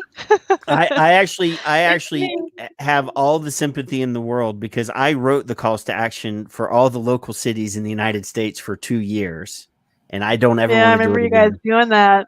I remember you guys doing that. I was the only one doing that, and I had some help because I would receive an email from some nameless thing that was a legislative affairs group that would send me stuff because they were nice. Pam Gorman was really nice. Oh, Pam did that? I love Pam. Yeah, I don't even have anything like set up a system or anything that gives me by state. I have general keywords and hope that stuff comes through. So if I have the word vape in there or the word e-cigarette, I have to do those both, obviously. But if I have that in there, and somebody says, well, they're going to ban e-cigarette flavors in Pasadena, then that will pop up on my Google alerts. I'd be like, wait, what are they doing? And I have to go read the article. So I spend a couple hours every day just reading articles and trying to figure out if this is something that we need to put out. And I wouldn't know about something happening in Pasadena or something like that. I mean, actually, like Stefan, he gets that stuff way before I do because he's tracking it. And a lot of times I'll find it in my own California Facebook group because Stefan will share it. I'm like, oh, cool, Tom Morowitz wants to know what he missed, so we have to start all over at the beginning again. Let's see. I was born. Hi, this is Kristen. Okay, go. I've been ranting. I told you I could rant. Oh, you haven't even got your dander up yet. Oh yeah, I've been trying to be nice because I don't want Julie to yell at me later. But we can actually remove. If we just watch this just to make sure. If we just change your name on the thing and it doesn't say. What are those little black bars over my eyes? Yeah, we'll put a voice disguiser on you. Get a mask. You'll never know. I've got a collection of. I've got N95s. I've got surgical masks. I got neck gaiters. All sorts of stuff here. We can cover you up. So it's a lot of work. It's a lot of work for a lot of criticism. So we do kind of get criticized. The problem is. Go ahead. I mentioned it to Alex last week that it was, I've seen quite a lot of comments over the years, but I've seen here even recently, I've seen a lot of people say, well, what does CASAA do? Yeah. What do they do? Yeah. Where's all this money? What are they doing with all this money? With all these millions of dollars. Yeah, all this money. Yeah. All this money. We're out buying cars and I was at an event with Julie. It was me. It was here in Texas. It was in Houston. It was the Vape Showcase in Houston about 3-4 years ago. And this was right after we broke the White House phone system. Like, you remember that call to action when it was Obama was president. So, Yep. And that was like the biggest thing because CASAA had doubled their membership over the course of that call to action, because it was an easy call to action, because it was a phone call and people liked it because and you know, I think it was even written, let's break the phone system at the White House or something like that. So people got excited because vapors, we like free shit and we like to break things. So, you know, that wording got everybody excited. And like we were at the event, and one of the things that Julie was using as a talking point was we've just doubled our membership. Like that was a big deal. And there was, I think, even some money in the bank at the time. And she was like, that is our war chest. We're not spending $1. And now this was like 4 or 5 years ago at this point. And the war chest has probably been decimated since then. Well, you do not know how frugal we have been. I mean, we would just agonize over spending money on stuff. I mean, look at how crappy our website was for so long. Still not all that great. Danielle's working on fixing that for us. She made it look a little bit better while we're getting the professional one done. We're actually finally forking out for that. But we had this thing where, you know, we were trying to, remember, we started going up against the American Cancer Society and the American Heart Association. They had all these professional sites and they had all this great stuff. And we had to look like a real organization. You know, back at the time, we had a couple hundred people as members. None of us had ever done any of this advocacy. That was the first time I had done anything like that. And so we had to fake it till we could make it. And so we put out press releases, and we just got advice from different organizations and how to look like we were this big professional organization. Our website was crap back in 2009, but it was 2009. The web back then wasn't all that impressive. But we've come a long way, baby. We've come a long way. WordPress, I don't think was even, Blogspot was big. That's why I've got a Blogspot blog. WordPress was still just a blogging thing. It wasn't a website thing. So we had to fake it till we could make it. And we had maybe a couple $1,000s in the bank. And even then people were like, what are you spending our money on? It's like, what do you want us to spend $1,500 on? You know, it's like, we can't get a lobbyist. We can't even buy an ad, you know? So we figured that we would just try to get people to join, because we thought if we can keep pushing things off, eventually we'd have enough members that we would be able to say, look, you know, we represent this many people, millions of people.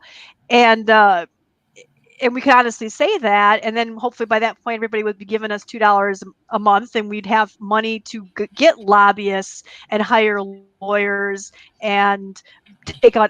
I mean, people would always say, "Why don't you guys do this? Why don't you guys do that?" It's like, that takes money, you know. Well, what about all these millions of dollars we donated? We haven't got. I think if we've made over $1.5 million in the last 11 years, I'd be surprised. I'm surprised if we hit $1 million. I think we hadn't even hit $1 million as of 2018. We hadn't even hit $1 million. Less than total $100,000 a year. And that's from the birth on. Yeah. That's not like in 1 year. Yeah. That's like the $1 million is from 2009 to 2019. If we had $1 million, I'd be surprised. And people thought we were getting these millions of dollars, and I think it's because we tried to be very professional. We tried to stay above the drama. We tried to get involved with other groups that had that sort of standing, getting doctors and researchers and things like that as much as we could to look very professional and like we were something to go toe to toe with Campaign for Tobacco Free Kids and things like that. But we were faking it, you know, until we were hopefully we get it. And unfortunately, a lot of vapors believed it too and thought we were this big multi-million-dollar organization that had all this power. And we also didn't start when we all got together. It was meant to be sort of a PR thing. We were supposed to build a website, have information, the truthful information about these products that media could go to, that lawmakers could go to, that smokers could go to and find all this information. We were not supposed to be doing calls to action and going to hearings. That was not why CASAA was formed. We were supposed to just be sort of an information thing. And because the industry just could not get together, I mean, they were so fractured as far as multiple organizations, even more now than we have today. And because of that, we just kind of had to pick it up and start doing calls to action because nobody else was doing it. And if we didn't do it, nobody else would do it. And so suddenly that kind of fell to us. And that's how we got into that. So it was funny when we would get all this information and put it all together and write the letters and make it really easy for people to just basically hit send. And then they'd say, well, why wasn't CASAA there? And I'd have to explain to them, you're CASAA. Yeah. You guys are CASAA. I'm not CASAA alone. If you've joined, you're CASAA. So if you went to this hearing, CASAA was there. Politicians and if they say, well, don't want carpetbaggers coming in from out of town and testifying. They want to hear from their constituents. I've said this many times. Politicians see human beings as either money or votes, or money and votes. So if you don't vote for them, they don't give a shit. Unless you're giving them money, unless you're writing them a big check, then they care about you. But if you're voting for them, then they care about you. They don't care if you're from outside and you're coming in to testify as a qualified expert or whatever. The Boulder City Council people don't care about some guy from Corpus Christi or some guy from Ohio or some lovely young lady from Wisconsin. They want to see people from Boulder come and talk to them. Yeah.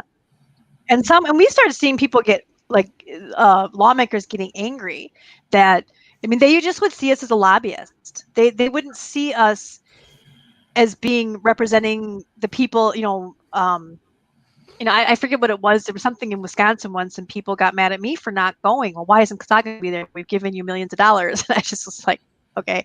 But I said, well, first of all, I live in the middle of, I'm about, where it was, I think I was 3 hours away from it. I live 3 hours away, and the hearing was at 7 a.m. And I have kids, I don't make a 3-figure salary to just jot off to different states. We barely have enough. Julie would go out and she would pay for her own hotel when she went places, and Alex goes to and stays at Airbnbs to save money. We're not living the high life off of this stuff in any matter. But the whole point is even if I had gone to, say, Appleton or Green Bay or Milwaukee, I'd be like, hi, I'm from up north. got my ex going up north there. And they'd be like, well, you don't even represent, what do you represent some company then? And a lot of times they're surprised to hear that the people there aren't representing a company. So it's important for consumers to stand up and say, hey, this is affecting me personally, and it has nothing to do with it being a business. As much as the businesses, we know that businesses are also vapors. We know that. We were there when they all started. We know that this is, a lot of it started from the heart. And there's people out there just making a buck too. That. But we know most of these guys who own shops and stuff, and women who own shops, they do it out of love in a lot of cases. And it was a huge risk. I thought about opening a vape shop years back, and I'm like, there's no way, not with all this stuff hanging over your head. So the people who went and did it, holy cow, they're heroes to me. The guts it took, the courage it took to do that is just amazing. But the lawmakers don't see it that way. You're just there to make a buck. You're trying to addict their kids. You may as well be selling crack on a corner. And so that's why it's so important for consumers to show up, and that's why it's so important for something like CASAA to exist, for consumers to have a voice, because we're not considered stakeholders. The FDA doesn't want to hear from us. The CDC doesn't want to hear from us because we're not considered stakeholders, because we're not a business that they can regulate. And that makes it more important for us to have a collective voice and a power, and we vape, we vote, show up to hearings, we show up to rallies. If we don't do that, and if we can't do that, if you can't show up, at least use your voice with the platform that CASAA is doing. Yeah, other groups are out there and they're sending out calls to action, but they're almost always from a business standpoint. You know, they'll have words in there that are clearly from a business standpoint. And if you put your name on that, they're just going to see you as another business. You know, that's why it's so important for us to the testimonials to get there's real story there. You know, that sure they're all anecdotes, but the plural of anecdote is data, which is evidence. You know, so I'm sorry, I'm ranting again. Told you I'll go off on rants. Did I answer a question? How did I get on that topic anyhow? I don't remember. For those of you who have not, and you're probably all in the group that or the chat that have, I'm going to link the testimonial page. If you have not, please do so. What are we up to? We're up to what, 120,000 or 140,000 or something? I don't think we've even hit 13,000 yet. No? Nope. I mean, come on, you guys. Come on. You guys are snoozing. It's scary. You said the 15% open rate. I told Alex last week I made a confession. My wife is a CASAA member in name only. She'll never open an email. So there's the percentage problem. How much of that is complacency? Because, for example, I went backwards to what I think has happened for the consumer. I was vaping cig-alike, and I was happy, and I really didn't care about anything else for about a year and a half. And then suddenly I realized they were lying, and I was really, really pissed. So I went into it. Is it the rate is so low and the participation is low because people have said, screw it, I've got my vape, I don't need to worry about it? You know what I mean? It's hard to tell because because I'd never done this before, I'd never been involved in any of this kind of advocacy stuff before. I would go in and like how to write a thank you letter for a donation, you know, how to get more people engaged. And I'd read all these different articles because clearly that's what advocacy has to face. I mean, I mean, my kid's school had a PTO, just trying to get people involved in that. I mean, that kind of opened my eyes and went, oh yeah, okay, I'm familiar with this. Okay, so maybe vaping isn't as bad as I thought. It's pretty much par for the course. It's a lot of people expect other people to do things. That whole thing about which you mentioned about Julie talking about how our membership doubled because of the break the White House lines thing. That happened. That we would get a surge in people joining every time it looked like the apocalypse was happening. You know, people wouldn't join before that. We'd be begging people, please join, please join. It's free. You don't have to, you know, we don't spam you. You just add your name. It's sort of like signing a petition. Joining CASAA is like signing a petition. People love petitions. They will sign petitions, and petitions are useless, but they won't add their name to CASAA. It's like, just add your name, because you're adding your name. So every time CASAA sends something out, your name is added to that basically because you are CASAA, and then more people we can say are there. And so, but people always seem to wait until the end is nigh, you know, and they'll be mad. Well, why didn't CASAA do something? It's kind of like this thing, you know, this thing with the vape mail thing that's been up since November. We've been talking about it since November, but then somebody like, you know, Fig or Grim or somebody will mention it and they'll be like, what's going on? It's like, where have you been? Well, obviously they're not members or they know about it. I mean, it has changed. It has changed. Or they're one of the 85% that don't open their email. Or don't open your email, right? But for Pete's sake, if everything that goes out in the email also goes out on our Facebook page, it'll go out to your state Facebook groups. Thank you again to all my mod team out there who do that, because every time I put something out, they just blasted out there, and sometimes they're getting banned from Facebook because they're posting it everywhere, and then they're resigning up. Kristen, I got to sign back up as a mod, and this is my new name. And I'm like, okay, I've been banned from tons of groups for putting advocacy posts in hobbyists group. Yeah. Well, But but it's going to go out on Twitter. It's going to go on our Twitter account. It's going to go out on our Facebook account, our official page. It's going to go out in the We Are CASAA Facebook group. That's sort of our all-encompassing group that one of our former directors started years ago.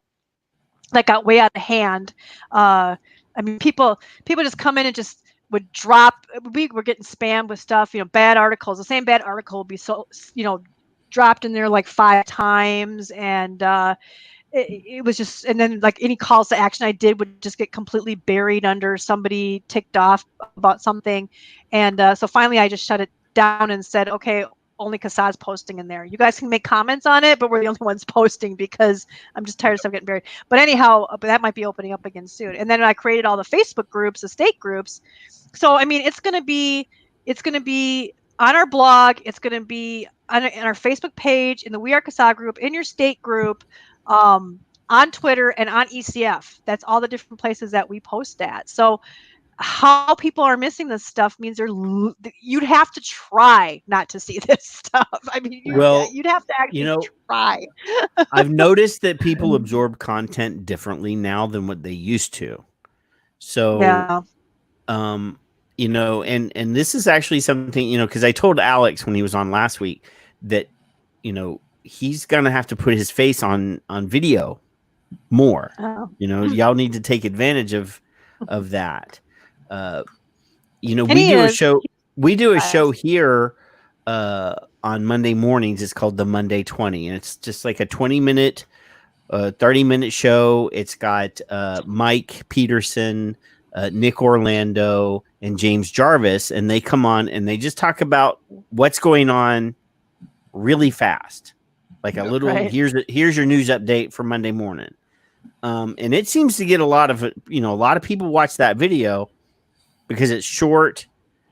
It's not a. Sometimes they get a little chit chatty, but it's not a lot of that. It's like, this is what's going on. They do tend to focus on Florida SB 810 right now for like the last 4 months, because that thing is just it won't live, it won't die. It's just like in limbo forever. Like, what's the governor going to do? It's really annoying, that SB 810 thing, but something, like a short video presentation saying, okay, these states, X, Y, and Z, boom, boom, boom. Mm-hmm. We've posted calls to action. Go to CASAA.org and do the calls to action if you live in those states. Something like that might be helpful. Like, Kristen Noll-Marsh coming on every Monday morning. Ooh. Hello, Facebook. And it's not like we hadn't thought of that. These exactly. See, there you go. That's where I was going to go with this. Is that it's not like we haven't thought of that. We had a podcast going for a little while. Alex is going to try starting to do these Facebook Live updates. I'm not sure how frequently. I think he's doing them every Wednesday. Or going to try to. And it all depends on if there's something to talk about too.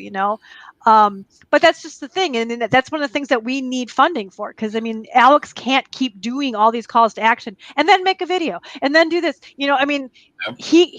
If he had a legislative, he doesn't need to sleep. Right? Exactly.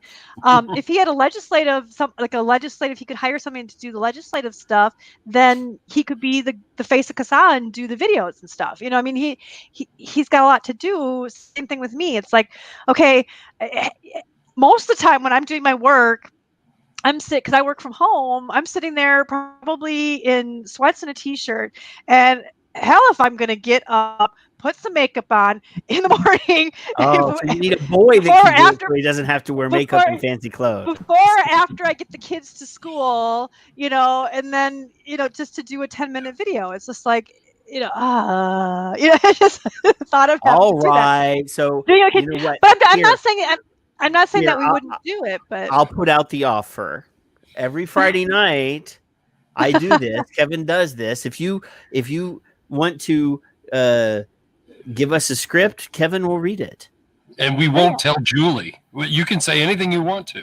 And we're already doing it. So if you Well, give us he's saying I don't have to come on, that you guys will just read whatever we write. CASAA Right? update, Kevin can read a I script. can do that. I'll just pin this to my head, and then I'll read it. We get little sound in the background, and we'll just say, "This is your CASAA update," and Kevin will read the script. That could be my It'll thing. all be on our. You could just pull up our blog and read it.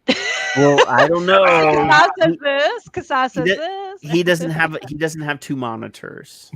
Oh, No, he's gonna well, write it out. Okay. I got a laptop All right. I can put here if I have to, but Or yeah, a phone. You can just use your phone. that's Read true. it Yeah, off of that'd be your great. phone. I mean, These are the if calls we to have- I action mean, that are sometimes- currently still active. We can go through the There you Twitter go. line. We can go through her Twitter. We already do that. We already do the Twitter Well, thing. yeah. That's our Yeah. thing.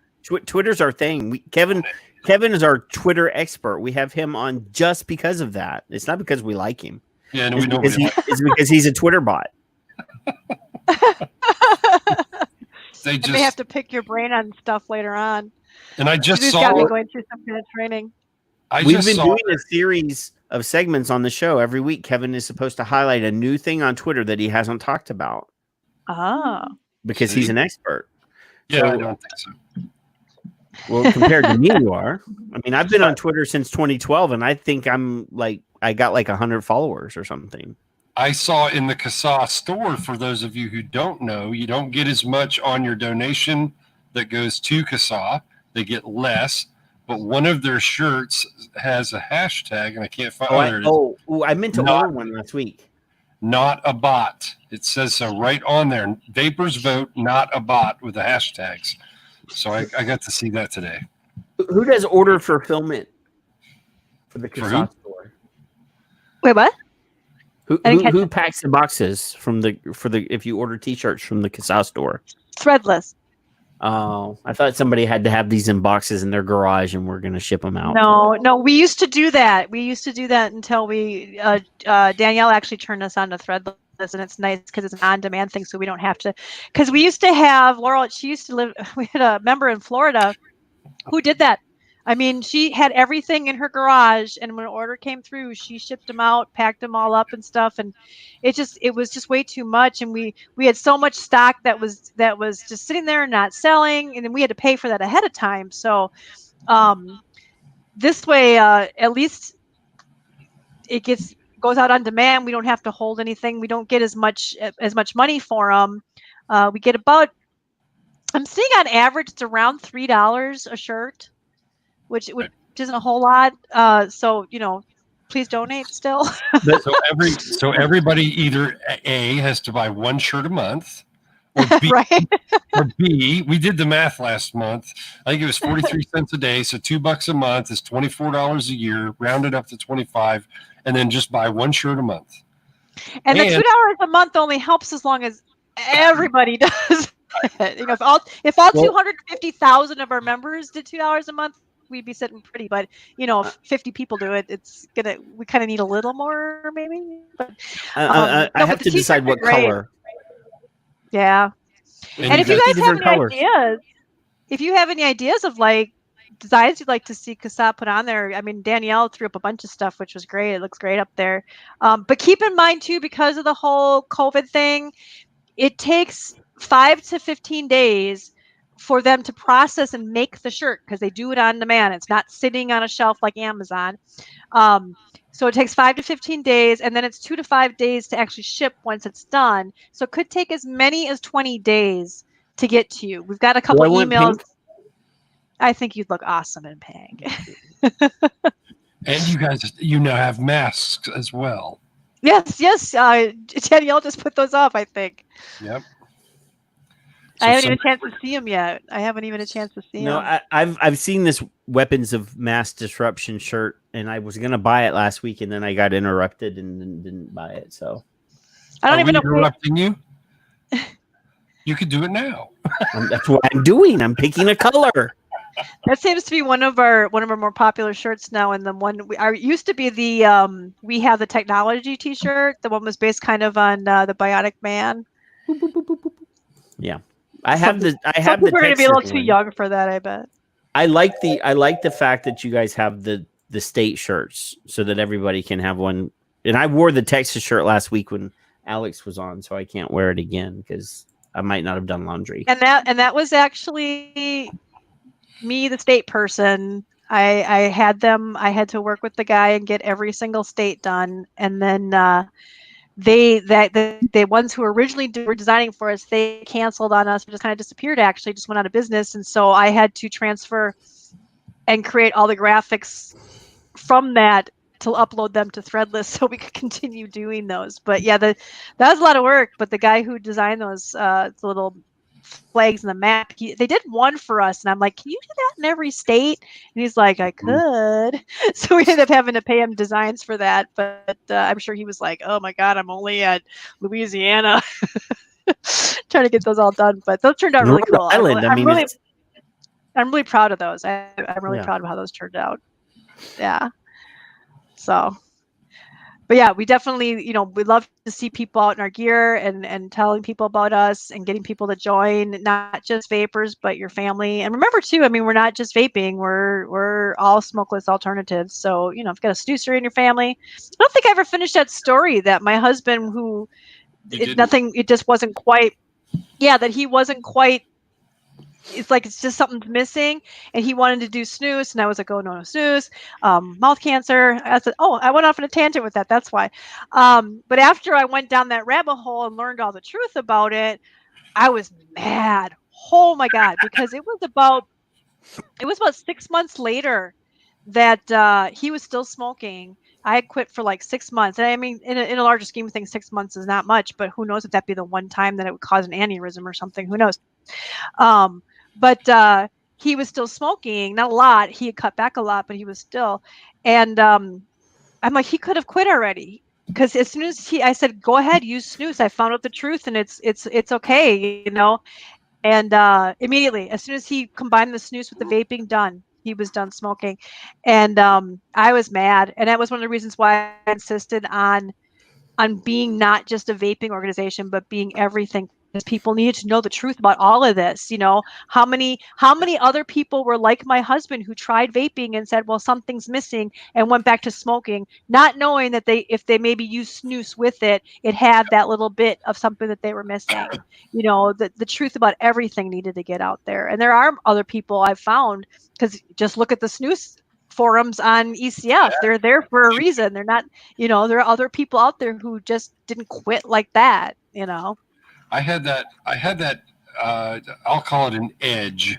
You'll say something was missing. I'll call it an edge. My wife and I, we used the Cigalikes for a couple weeks, and I was like, this can't be it. I got on ECF and I got on CASAA, of course, but we went down to a flea market. We spent $60 for I think it was an 800 milliamp, whatever battery, and a CE4 and a little bottle of liquid. And it was like $60 a piece, and at the time, and that we went in the parking lot like little addicts, and we filled our little tanks, and the first time I let it prime for a couple of minutes, I was still using the Cigalike, and the first time I hit it, I'm like, oh, there it is. That's what, because the Cigalike got me to that point, but then I was like, so I get what he's doing now. Is he doing both still, or just snus? He still does both, because he just changed jobs a couple months ago, and his old job was like tobacco free, and this new job allows snus. So he'll vape at home and in his car, and then he'll use snus while he's at work. Good. Yeah, but he doesn't need it the same way. But I mean, it was tough when they got rid of the higher milligram liquids, and everybody just went to blowing clouds. Clouds, when I first started, that wasn't that important. What I got out of a 510, I was fine with that kind of vapor. And a 60 mil, I forget, they came in like 15 milliliter bottles, I think, back then, and that would last me probably 2 weeks. on a 510, a 15 milliliter bottle. Now I go through, oh my God, I can't, because I'm doing 3 milligram and I can't go up from that either. I've tried going up to 6 to see if I would vape less, but I don't. I for some reason, that theory doesn't work with that, Not with that pad, right? Yeah, not with that device or something. I don't know what it is, but it makes me a little nauseous. Like I get a little bit too much. So I just keep going down to 3 and I spend a small fortune compared to what I used to spend when I was doing a 5, 10, and 12 milligram liquid. Yep. It's crazy. And it made me mad that you couldn't find it anymore. I thought, oh, that's kind of a racket, especially since they charge the same amount for 0 milligram as they do for 16. So as a consumer, all 3 of us are consumers. My theory in front of I think it was 3 people in industry that I adore. I had my little ego pen. I had a bottle. Somebody said, "What are you using?" I said, "I'm your worst nightmare. I'm on 18 and I'm using an ego with a CE4 or whatever I had at the time, and I'm your worst customer because this was sent to me by somebody in the room, by the way. I think it was Saturday I got it, and I'm almost done with it. So I don't use a whole lot of liquid, but do not. That bottle would last me 2 weeks. Right. So do not restrict nicotine strength. That's part of the problem that Juul solved. They just went, oh yeah, this is what we got. And I tried it and I was like, oh, it's too strong for me today. But if I were a smoker, I'd have just gone right straight to that. Mm-hmm. That would have done it. Yeah. So we did something very controversial last week, and I'll say it. I've said it multiple times, but if IQOS had come out 10 years ago, I would be an IQOSer. Of course. I mean, if that was because I liked smoking, I liked doing it, and if there was an experience that was closer to smoking and I didn't really have to learn anything, I would never have even tried vaping. Yeah. I mean, I'm a vapor now, and there's 15 devices right in front of me here on the desk, and there's 30, 40 bottles of liquid on the desk. And the thing I like all the flavors. I'm vaping one flavor right now, so. And you like flavors? Good. Yeah, I mean, I can't. I'm a tobacco guy, though, so. My favorite flavor doesn't get made. They went out of business a couple months ago, which kind of sucks. But we know somebody that can make something similar. Really? Okay. I really should learn how to DIY and do coils and all that. But Pollyanna, I'm hoping it's all going to still be here. I haven't built a coil in 2 months. I mean, I built a K-Fun a while back and vaped on it for about a week. But I'm using the Zlide tank, which is just a pre-made drop-in coil. Mm-hmm. Not to promote Demetrius's product. Well, the funny thing about IQOS or any of the views or anything that the tobacco companies make, people are so. Well, I see a lot of things like we're trying to get away from tobacco. I hear that a lot. We're trying to get away from tobacco. We're not tobacco. We're trying to get away from tobacco. Or I wouldn't use anything that Big Tobacco made because they add all this stuff to their cigarettes, so they're going to add a whole bunch of stuff to the e-liquid or whatever it is that they make, to make them more addictive and stuff like that. And all I can think of is I want to say to them, you need to go down the rabbit hole I went down and see how much of what you just said you're only saying because you're believing what the ants told you. You're believing that. And a big one is well, the tobacco companies all lied, and I'll say, well, what did they lie about? Well, that it didn't cause cancer. And I said, well, at the time they still haven't, to be honest with you, I'm not saying it doesn't cause cancer. Caveat here. Okay, I'm going to go down a kind of controversial road here. Right. They still haven't proven that smoking causes cancer. They still strongly suspect it, but they have yet to say put a rat in a cage and consistently expose it to smoke and give it cancer. Not Even direct. rats they have to like heavily concentrate it, paint it on its back, and use rats that are susceptible to cancer before they can get cancer from it. So it's tough because they don't know how it works. Like they know it's linked somehow, and it could be because some people are more genetically predisposed to inflammation, because I think inflammation has a lot to do with a lot of cancers now. They're looking into that for a lot of things. But a lot of people don't understand is that only 10% of smokers ever get lung cancer. 10%. That means 90% of people who smoke don't get lung cancer. So you have to wonder, okay, so I'm not saying it doesn't cause cancer. I'm just saying that okay, did they really lie, or did they say, I don't know? Did they kind of twist the words? Okay. Embellishment. Yeah. Yeah. The second thing is to say, well, they said nicotine isn't addictive. Okay. So what do we know now? Well, I can tell you this for a fact. Oh, you can get rats to self-administer cocaine or heroin by pushing a button. When they realize that if they push that button, they get happy. You cannot Clyde. You cannot make a rat self-administer nicotine. Patrick, I would like you to mute yourself so I can copy the next sentence she's going to say. Shush. Is nicotine addictive? What? Well, yeah, there is a theory. There's two different things I have to say on that. Okay, first of all, the rat studies. Now, this is sort of controversial again, because another study came out where the guy talked about rat park. Do you know about the rat park study? Now that it's full of holes and there's a lot of things that he got called on with it. But his theory was the only reason they're going for the cocaine and nicotine is because they live in a depressing cage all the time. Their life sucks.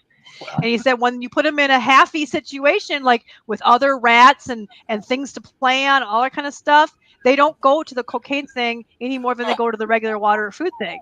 And that's what he found. So this whole nicotine's more addictive than heroin or cocaine. Okay, so is nicotine addictive? All right, well, there's a couple things going into that. First of all, what is it? Patrick. First of all, what's addiction? What is addiction? Experts cannot answer that question. You ask 50 different experts that question and you will get 50 different answers, okay? But for general purposes, let's say addiction is when you are compelled to do something that's to your detriment, in spite of the fact that it's to your detriment. And that's a lifestyle thing. And that's sort of the big difference is that it's to your detriment, right?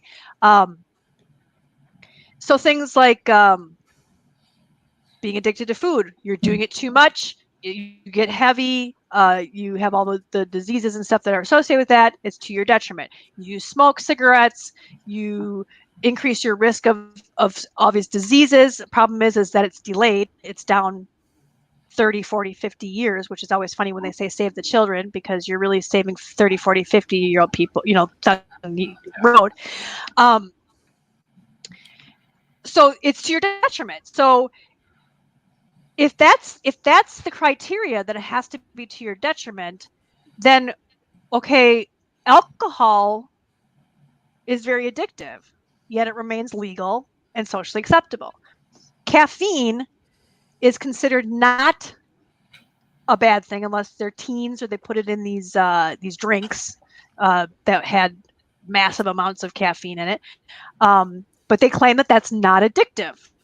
Now, if you go to anywhere on the web, you'll find people talking about how they can't function without their coffee in the morning. They can't function without their caffeine. I'm sorry, I need my caffeine too. And there's withdrawal symptoms, but ultimately it's not, people can quit it and they don't have like withdrawal symptoms as they do with, say, alcohol. I mean, you can't die from caffeine. Okay. And the same thing with nicotine. If you compare nicotine to all these other drugs that are considered addictive, it doesn't fit. It doesn't fit the criteria outside of smoking. Because if it doesn't kill you, then how is it a bad addiction if it's not going to be to your detriment? Nobody's going out and robbing drugstores or selling their body or stealing from their families in order to buy nicotine. Now that they're banning it, all of a sudden we're seeing vape shops getting robbed even more. But now the kids can't seem to get a hold of it. I can't read what that says. I'll make it. I think I don't know how to make this bigger on this. Oh, there it is. It's too small for me. Rub it. Is that better? What's it say? Wait, hold on. Let me put on my reading glasses. It says nicotine is pound for pound as addictive as heroin, and that is a quote from Surgeon Jerome Adams, the Surgeon General. Jerry. But look right below it.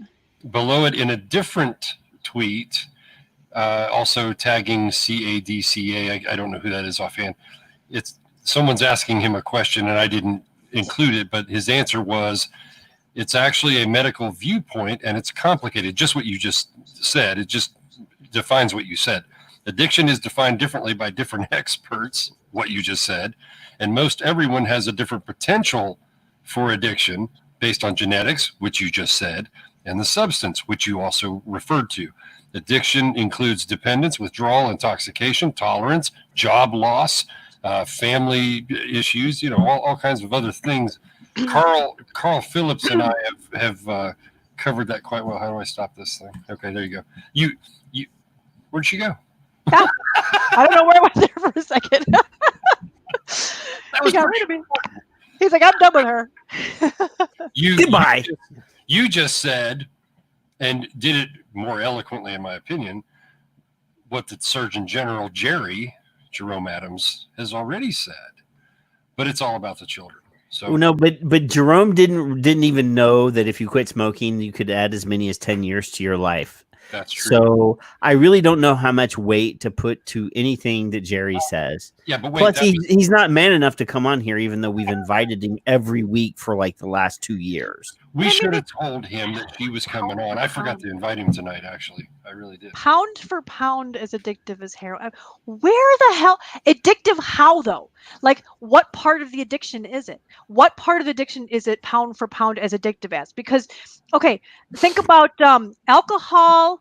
Well, not so much alcohol. Well, alcohol too, yeah. But most addictive drugs, you build up a tolerance. And you end up having to have more and more and more and more. Not so much with nicotine. With most smokers kind of have a threshold. They get to that pack a day, half pack a day, pack a day. Some go up to 3 packs a day. Your mileage will vary. But generally, even if they get up to 3 packs a day, they're not going to go, I need more. They're not. And I don't want to disparage, because, addiction is a very painful, difficult, it's a struggle, and they should not be demeaned or dehumanized, and I don't mean to do that in comparing these. I don't want to demean them in comparing this. So I'm not trying to this might stereotype a little, and I don't want that to disparage them, because it's hard. I mean, I have had alcoholics in my family. I have had heroin addicts, I mean, it's hard. And so, and it's an ugly thing, but I've seen what they've gone through, and I've never seen in my family who smoked go through that ever. They didn't need more and more. None of my family ever stole from, my mom, some of my, to get money to buy cigarettes, it's, and worse, I mean, so that's what I mean, is that you don't develop a tolerance where you're having more and more. You can quit. I quit 3 times when I had my kids, and for I quit while I was pregnant, and I quit while I was nursing. So well over a year. Mm-hmm. Okay. So don't tell me it was still in my system or whatever, it was obviously not in my system anymore, but I enjoyed it. It made me feel good, and I went back to it. And it wasn't making me broke. I didn't have to sell my furniture or my car in order to get it. I mean, it wasn't a detriment to me. It was a possible detriment to my health in the future, and that's part of the problem, which makes it harder for people to quit. And that's where you get that whole heroin thing. You'll hear people say that. They'll say, well, the reason they say, and that's from what I can tell, that's the extent of the science they have on why it's as addictive as heroin, because they interviewed people who were trying to quit heroin who hadn't quit smoking. And the heroin addicts said it was easier for them to quit heroin than to quit smoking.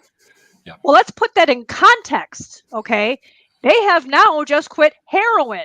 Are you really going to expect them to quit smoking too? No, If you've ever been hard.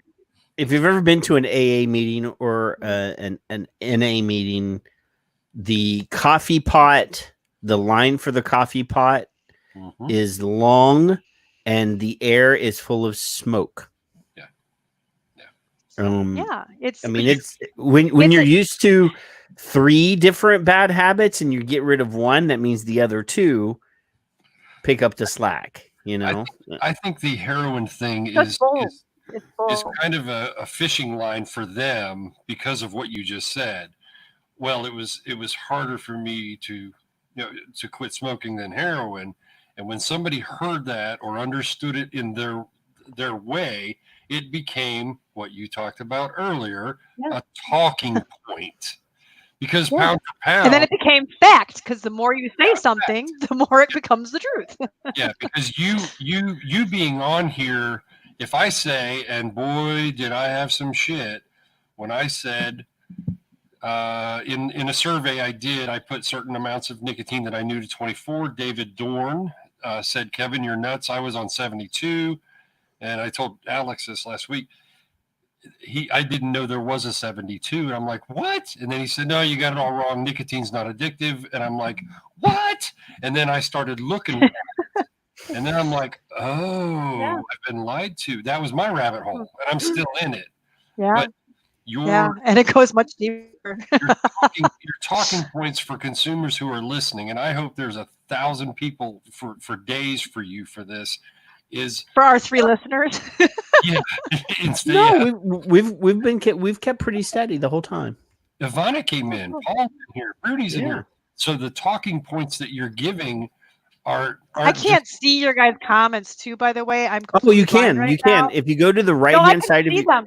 No, I know where they are. They're on my screen. I can't read them. I can't see them. Why are you afraid to wear your glasses? Well, because if I put them on, then I have to go like this in order to see it. So it's kind of pointless to have them on. See, I wear trifocals, so I just tilt my head like this. Yep. It's still too small in the little corner here. And I mean, you guys are actually kind of small on my screen right now too. And so I'm trying to make sure I look at the camera and not down at you guys, because I know. I never look at the camera. I'm always looking over here. There's a thing that we do, not we, but society in general. We stigmatize behaviors that we don't agree with. We try to demean the people that participate in those behaviors that we don't agree with. Like I said, pariahs. We make smokers into pariahs, and it's a very linguistic thing. If you use the word drug addict, that makes you think a certain way. If you say drug user, it's not nearly as bad. If you say a tobacco user, or that's not nearly as ugly as a smoker. It invokes emotion. That's what it does. Well, think of drug, from drug addict to drug user to drug consumer. Think of how the difference from drug user to drug consumer, what that changed in your picture. What did you picture between drug user and drug consumer? Evil. You went from somebody using illegal drugs and somebody, scratching and being, the stereotypical like a drug Calvin addict Klein model from the 80s, taking her Zoloft. She's taking her antidepressant. And that's the thing, is I'm fully of the opinion that most of us are self-medicating. I'm fully of that opinion because it might be very minor. I know my mom suffered from depression and she did not smoke for most of her life. She actually kind of started at the end, which was really weird. But she took a lot of antidepressants and stuff. She overate, and I'm sure that runs in my family. And because all of her sisters, had similar emotional issues and such. My grandparents were alcoholics. So it all kind of runs in my family. And I do get anxiety and I do get stress, but I don't need to take any kind of medication because an occasional little bit of nicotine does me just fine. And my husband, he might be on the spectrum a little bit if he is. He's high functioning. We're only thinking he might be because our daughter is. And when we were getting her diagnosed, he's like, that kind of sounds like me. But he also has anxiety and stress and stuff like that. And he goes through a lot more liquid than I do. Like I said, he needed that. And you know what we think was missing from the vapor was that antidepressant, those antidepressant MAOIs. MAOIs, thank you. I know I had the AOI part. I forgot what was them. That which is not, nicotine is kind of one of them, but there's a whole bunch of other ones in there, and it wasn't helping kind of relax him like smoking would, and that's what the snooze does for him. So I mean, I'm fully, and my daughter, and she actually gave me permission to talk about this, and she is 18 now. But you're not old enough to have an 18-year-old daughter. No, you're not. My son's turning 30 this year. Trying to be nice. Thank you. But my daughter, who just turned 18, she huge anxiety. We had to pull her out of school. She was smoking occasionally. She was cutting. Really bad. I mean, and that's a very common thing these days with girls with anxiety and stuff like that. She was starting to develop an eating disorder. We had her. Okay, so here I'm one of these terrible parents. And this got me every time when people were just like, it's blame the parents. Their kids are vaping. Their parenting talent. Their parenting sucks. They're not watching their kids. I mean, she was doing this stuff. And we are strict parents, I mean, she was getting grounded because of her grades and all this other kind of stuff. And when she got caught with cigarettes, she got grounded, and we put her in therapy. We had her on medication. I mean, we were doing everything that you would expect a good parent to do, and it wasn't helping. And finally, we had a real scare, and she was still cutting again after that. And I said, what if we got her a vape? Just at 3 milligrams, to just kind of give her something to do instead of cutting, her leg, and she still has scars. And I said, instead of doing that, something, because it helps her dad, I mean, and so we did that. We got her the vape, and she hasn't cut since.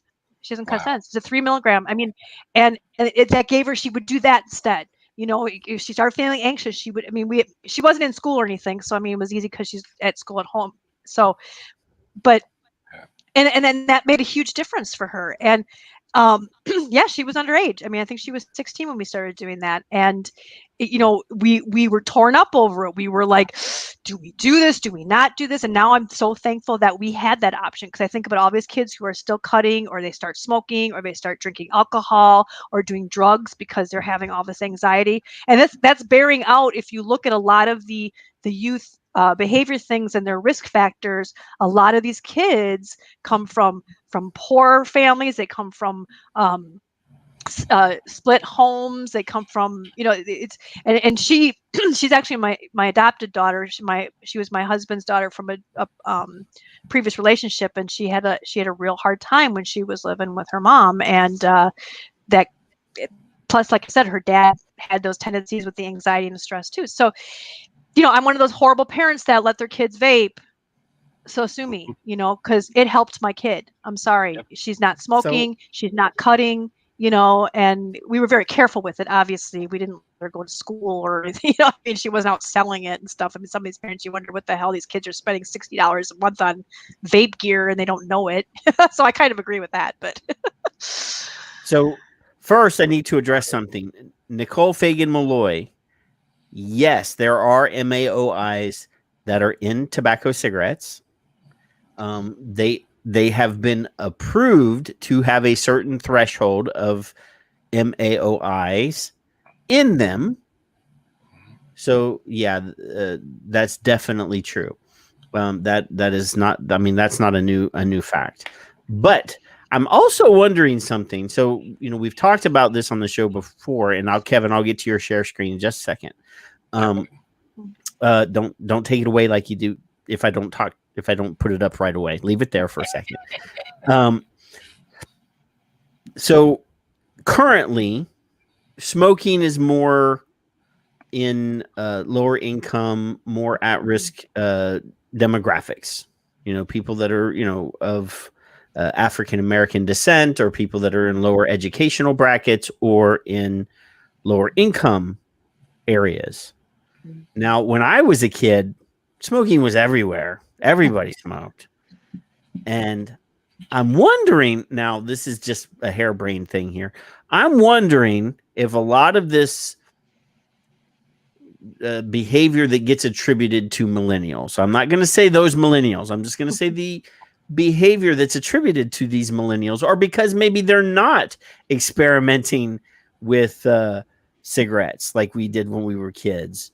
Maybe that helped us become a little bit more even-minded and capable of having discussions and thoughts that don't agree with everybody else. I don't know. Maybe that's really out there, but I'm just wondering, cognitive skill. What? Yeah, but I don't know about that, but I have wondered, and I wish I could find the information on it, if we've seen I'd love to see if there's a correlation between smoking rates going down and alcoholism and prescription drug use and other drug use going up, because people were self-medicating and now they're not.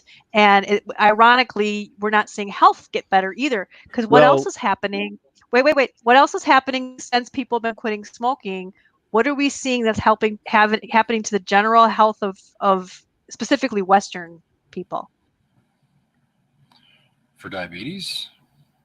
And why is that? Where's the diabetes coming from? Now they're from junk food and sweets and unhealthy food and over-processed food and diet. So people are eating a lot of crap now. And I just watched my mom, what she did, because when she was depressed, I mean, she just carbohydrates, go for those carbs, and especially processed carbs.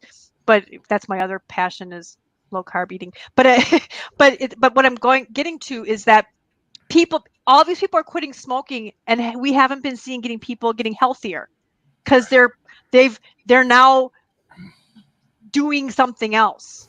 So this pipe dream out there that once the world quits smoking, everybody's going to be healthy and happy, and they're going to turn into vegans, and they're going to start jogging every day, and not spend too much time watching porn, and whatever. What is too much time? I'm sorry. Well, stop watching porn. I'm sorry. I have to be fully prohibitionist here. Full prohibition and stuff. Yeah, I mean, they have this pipe dream that everybody's going to be healthy. Everybody's going to do everything right, because now smoking's at 0%. And sugar is in cigarettes. Yes. And sugar has actually been proven to be more addictive, or as addictive as cocaine and heroin. Processed sugar. Processed sugars. Yeah. Which white sugar is. Yeah, but I mean, so I think people have been they're not smoking anymore, but they were smoking for a reason. And the ants all have this idea that people only smoked because they got addicted to it. They completely, it's kind of like people do heroin because they got addicted to it. Why did they want to try it in the first place? Mm-hmm. They completely ignore that question. Why did they try it in the first place? Why millions of people, there's far more people who tried a first cigarette and never had a second one than went and had that second one. What is it that made all of us go, yeah, that tasted like ass, but I want to do it again? Maybe something in there made us feel good. And they love to insist that there's no benefits to smoking. But many of us, my husband was one of them. It helped him with his stress. It helped him with his anxiety. The nicotine helps my daughter not cut. I mean, that therapy and medication didn't stop that. She needed that activity. So I think that we are doing other things instead of smoking, and this whole idea that everything is going to be happy and healthy, just like they say, as soon as you ban sodas, people are going to get thin again. Yeah, whatever. Your daughter and my son 22 or 25 rather, he was cutting when he was younger and he was smoking. Okay. And I put up a cheap Kevin Lee made graphic. I don't know the word, methylphenidate and amphetamine are believed. This is FDA consumer updates dealing with ADHD. What you need to know: the amphetamine and methylphenidate, whatever, are believed to increase brain levels of dopamine, a neurotransmitter associated with motivation, attention, and movement. And those are approved for children as young as 6. Amphetamines, not approved for children. Nicotine. Tobacco-free kids themselves on their Nick Tobacco Addict 2016 report say nicotine exposure changes the way the brain functions, causing an increase of dopamine. Those two things do the same thing. The other part of this was, if you haven't ever seen it, which I'm sure you have, is that big enough, Patrick? I can't even read that. Okay, so the Truth Initiative, that's even worse. Oh, so dear Lord. The Truth Initiative said that the number of in human studies, acute administration of nicotine can have positive effects like improving attention, fine motor coordination, concentration, memory, alleviation of boredom and stress. And the nicotine interest on the right, if you guys can't see it, is the therapeutic potential started in the 80s, and they've been talking about nicotine-related drugs, but none are on the market. Part of the problem is reputation. So if it's helping your husband and it's helping your daughter, and my son smokes like a chimney, he smokes like I used to smoke, I don't care. I'm okay with that. He's tried his vape. It's one of those things he can't get to. Next is 36. I'm going to try it again if he wants to. Snooze. Try snooze. I was going to think snooze, yeah. Try snooze. Because we're consumers and we're parents, and we care about our loved ones. Your mom, you mentioned. This is what I think the audience needs to hear sometimes. We forget we were smokers. A lot of us do. And then we forget we were lied to, or don't understand we were lied to about just the two things you've said, nicotine for one, and MAOIs is the other. So when sugar and I forget who asked about MAOIs and antidepressants in cigarette smoke, or in the process of making the tobacco, the MAOIs is a multitude of things. They say it's 7,000 chemicals. I don't know if that's when it's lit and you puff it, or that's the smoke. That's in every smoke, in any kind of smoke. You could smoke tea and it's the same amount of chemicals. It's insane. So the therapeutical side of a cigarette literally is, and nobody in tobacco control wants to hear that. They never want to talk about it. They've so successfully vilified it. And same thing, and that's one of the reasons, like with lung cancer, lung cancer is so associated with smoking that people who get lung cancer from things like radon, or just genetics or whatever reason, they find that they're not really looking into helping people, because it's just, they're just nasty smokers who are getting sick. And that's that's another rant of mine, is that the kids, it's all about saving the kids. And so they have to save the kids from a lifetime of addiction and a horrible death. But then as soon as they get close to that horrible death, we don't care about you. It's a choice you made. Yeah, because you're it was this horrible thing that these kids can't possibly fight, and they're being drawn into it, and then purchasing. That one's nicotine can also be purchased in many other forms, including patches, gums, and extract for us, as an example. Well, their whole argument that adult smokers wouldn't want anything flavored is just completely null and void as soon as you look at any of the chewing gums, the nicotine gums or nicotine lozenges. Orange Blast, Cherry Burst, Fresh Mint, Cinnamon, they make like a Tutti Frutti or something like that. Even it's supposed to taste like Tutti Frutti gum. It's like, well, why doesn't nicotine gum come in tobacco flavor if adults don't want all these flavors? I mean, it completely blows that would be apart gross. that whole argument. What? I love right? tobacco flavor, but I don't think I want tobacco gum.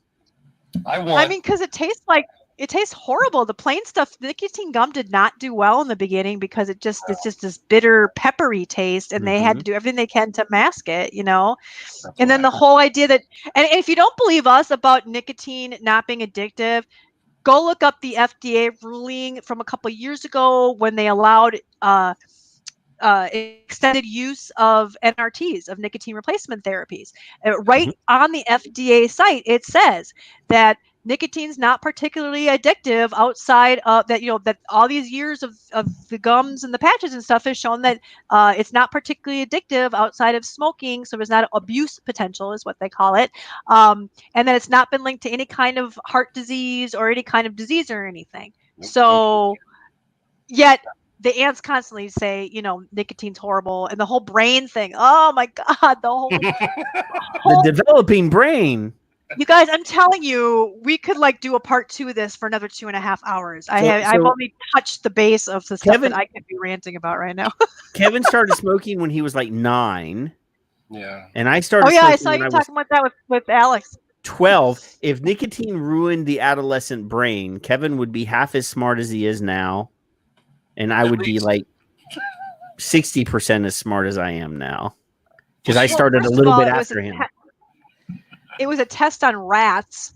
I don't even think it was on actual rats. I think it was rat cells, and they conjectured from that. So, and even their own studies say, this is a good start, but we need to go with this and see where it goes to prove that this is actually a case. But you just think about it. We had a 58% smoking rate at one point, the greatest generation that produced a lot of the stuff, I mean, and those people were all brain damaged. I mean, it's just such baloney. The stuff that they lie about. Michael Bloomberg said it. I have the soundbite. I played it during the intro. He says that you're going to lose 5 or 10 IQ points if you smoke or whatever. Bloomberg can soundbite me. Ooh, hey, how you doing? Drink. That's a drink quote right there. So now we have to say. No bad words. No bad words. He said soundbite. Why do I? All I said was soundbite. That's all. It was a tone. Bite me. It was innuendo. It was the tone. My dad died of lung cancer at 71. He started when he was 5. So they made a bet. He made 50 cents. He billed people years later. It was a big joke. He actually got a couple people to pay him, including interest. And at 70, I called him and I said, I'd been doing it a little while. And I said, hey, Dad, I quit smoking. He says, how'd you do that? I said, I got this vape pen thing. I think it'll work for you. And he said, oh, I just quit smoking about a year ago. Well, he didn't tell me. I don't know why. Oh, wow. Funny. I have no idea why. And then about 9 months later, he said, I got a lump in my back. It's bugging me. And he didn't say cancer. And then my stepmother called and said, it's definitely lung cancer. He's stage 4. I go visit him. I leave. Now, I've only been vaping 6 months, or maybe a year at that point, I guess. And I got thinking about it about a year after he died, reading a bullshit story. We'll go there so somebody can drink. Okay. And I thought, wow, I wonder, and this is my own little tinfoil head, and Patrick can grin or not. I wonder if the smoke and the chemicals in the smoke were suppressing his cancer. And then when he quit, boom, there it came. I don't know. How many? What is the percentage of current smokers that get that get cancer versus people that are ex-smokers that get cancer? There's actually some studies. I've read studies out there about that, and it's a lot of people who quit smoking get it. And I really think a lot of it has to do like any other type of cancer. It's genetics, and I think a lot of it is inflammation, and my mom died of a brain tumor, and she had smoked. She was a casual smoker when she was younger in her 20s. She quit by the time she had us. and she'd occasionally have one if she was drinking, but never. I mean, they were pretty much non-smokers. And she started again towards the end of her life, which was funny, like in her 60s. She was living with my aunt who was a smoker, and I think she just kind of like, okay, if you can't beat them, join them. Right.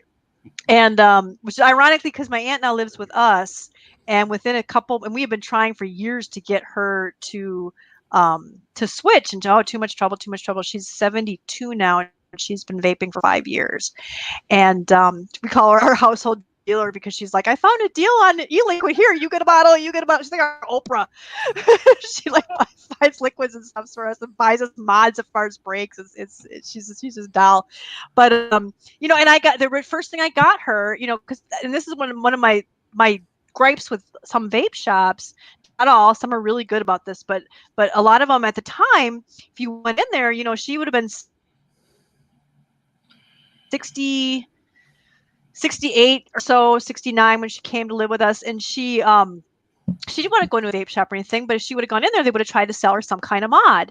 And we were at Walmart one day, and I saw some Enjoy Kings, and I remember those being relatively realistic. I remember trying them at some vape meet. I forget where they were. Somebody had some. They had just come out, and they were kind of soft, like they had a soft the part that you put in your mouth was soft, almost like a cigarette.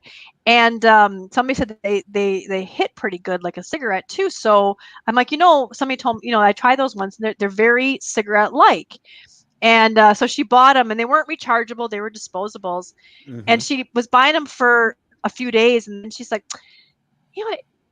it's too bad that you can't recharge these. And I'm like, oh, here we go. Because that's how it starts, And so then I got her a rechargeable kit, and less than a week later, we were in Appleton at, I think it was Kenny Kempin's place. And picking up some batteries or something for us, and Sheila normally would wait in the car, and she's like, I'm going to come in with you. And we're like, okay. She starts looking in the case, and she bought this red mod, and I have a picture of her that I had posted of her sitting in her chair with her little, when she first switched with her, because we made when she moved in, we made a whole smoking porch outside for her and everything, and I don't think it ever got used. She might have used it a couple times, but I have a picture of her in her chair holding her little cig-alike, but after that, once she got her mod, then she's been all in, and she hasn't smoked since. So I mean, it can happen, definitely can happen, but nice. Yeah, but I don't know I don't know the cancer thing. It's hard with the cancer thing. Who knows what causes it? Why do 90% of smokers not get cancer? Why do some people drink and eat bad food and smoke until they're 100 years old? And that's the other thing too. You'd think people were dying at 20 from smoking, the way the ants talk. It's like, your dad sadly probably could have had a few more years with that. But I mean, could there have been anything else? I mean, what did he do for a living? Did he live in the city? Was he exposed to radon or automotive fumes? He was in the plastics industry. So he's walking in, and I was in those plants with him on occasion, and all you're sucking in are fumes from plastic. So when you go to Tupperware or you get your cup every day, your little mugs that you guys use in the car and all that, those, and Little Tykes, he was in Hoover, he was in every plant imaginable worldwide, and that's what he inhaled every day. My grandmother, the same thing. 15 years later, after she quit smoking, she died of lung cancer, but she was a diesel school bus driver for 40 years. Well, and that's a known carcinogen. Yeah. So I'm not saying that I'm with you. I'm on the fence with you I'm not saying it doesn't cause lung cancer. I'm just questioning how much of it really is. I question the numbers. Well, I question the numbers. Is it that it causes, or that it's a contributing factor? I'll take right. Way. Yeah. They have not been able to show cause yet. And I'm not saying that that's okay. Go out and smoke. That's not. I mean, clearly it affects people's health. You can't smoke and wake up in the morning and feel how your lungs feel and go, oh yeah, that's good for me. No. So I'm not saying that it's good for you or it's not It's definitely causing inflammation. It's definitely causing problems, and it's going to exacerbate stuff. If you've already predisposed to having something kind of cancer, you are irritating that, so I think that 10% who get lung cancer, I think that's because that's 10% of the population might be more predisposed to cancer, So, I'm not saying that, go out and smoke it safe. Please do not. Nobody cut this clip and say Kristen says smoking's okay. I'm a really awesome editor. Oh God, yeah. So that's what I'm saying. But things have been, and again, if you go to some of these smoking advocate sites, and again, they're not smoking advocates aren't trying to get people to start smoking any more than we're trying to get people who don't smoke or whatever, or who wouldn't be smoking otherwise. Because I don't think we should turn non-smokers away just because they've never smoked, because then they might just go pick up a cigarette instead. Hello, we were all non-smokers at one time. Think, people. But they want their rights, and they also look at the facts, kind of like we break down with vaping. When we see them all lying about vaping, they look at the facts and go, well, they're claiming this, like the secondhand smoke thing, and that's baloney. Or the black lungs. Yep. Black lungs. Oh my God. And I see vapors share that all the time. You can buy a kit. It's fake, you guys. It's fake. Buy the kit. Smokers' lung. People who smoke for decades can still donate their organs, their lungs. MEs, when people die who were smokers, MEs can't tell the difference. There's testifying from MEs who've come on and said, I have opened up people's bodies and seen the lungs of people who smoke. They are not black. You can't tell the difference. The only reason you can tell the difference, the only reason that they might turn black like that is if they're diseased lungs. That means they have cancer. They have emphysema. There's something killing the actual stuff. If tar built up in your lungs to turn them black, like that picture, you would be dead in like less than 3 months.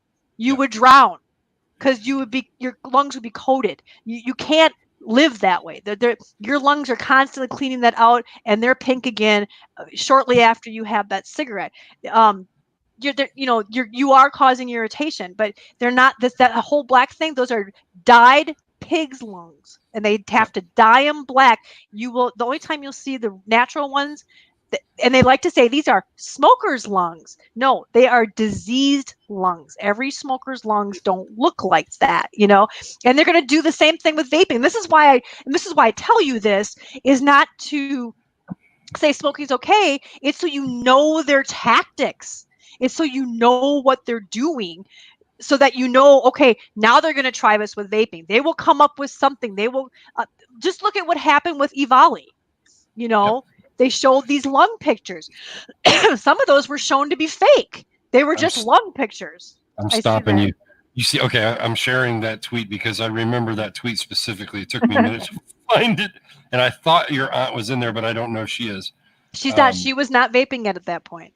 Okay, but these are people that you love, and you had at that point 15 in your family quit smoking. Period. That's my brother. Okay. My younger. Wait, who is that? I can't tell if that's my son Brennan or if that's my husband. That's my brother is right there on the. Yep, that's my brother. That's my husband next to him. Okay. That's my son who's turning 30, and obviously that's me. Next to me on the other side is my nephew Joseph, and my other younger son Brennan, and then my sister-in-law, my brother's wife Amy. And at that time there was. Your aunt took the picture. Oh yeah, Sheila took the picture. That's right. Yeah, and we couldn't get my mom to. She tried it a few times, but she just didn't like fussing with it. And yeah, but then and my aunt was the same way. And shortly after moving in with us, I was hoping that would happen. Just being around it all the time, and it did. Yeah. So, but yeah, there's so many lies out there that we just take as gospel, as fact.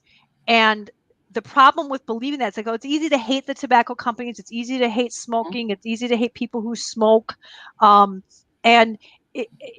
just believe that stuff. But the problem with doing that is, you're giving credibility to the people who told those lies, who are now lying about vaping. Yep. So like, again, like I said earlier, if they're telling the truth about everything up until vaping, why should anybody believe us that they're lying about vaping now? So every time you validate one of those old lies, to the black lung thing, the second hand smoke, the third hand smoke, the fourth hand smoke, and apparently now the fifth hand smoke. That's a new one to me. The additives in cigarettes, making them more addictive and more dangerous. That is a lie. Okay, not a lie. A twist. It's another one. It's along the lines of there's antifreeze in e-cigarettes. Is that a lie? Is there antifreeze in e-cigarettes? That is true. There is antifreeze in e-cigarettes. But what you call it makes a perspective, right? And that's going on that whole chemical phobia thing that people like to use. And the additives added to cigarettes, the list is out there. You can find it online, and it's all food grade stuff. Okay. None of it has been proven to make cigarettes more addictive or more dangerous. And the ants admit this, because if you go to the ants and say, well, if I use a cigarette that has no additives in it, would that be less dangerous and less addictive?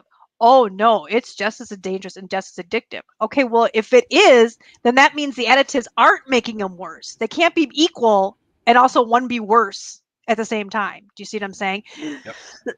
So that's a lie. That's a lie. And then I see vapors saying, well, I don't want anything made by a tobacco company because they're going to put all these additives that make it more dangerous and more addictive.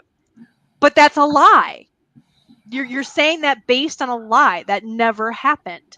And the whole ammonia thing, people. Okay, so I looked it up once. I was trying, and it's hard to find. Why do these additives make it more addictive? Okay, I'm like, where's this? Where's the studies that show that these additives make them more addictive or more dangerous?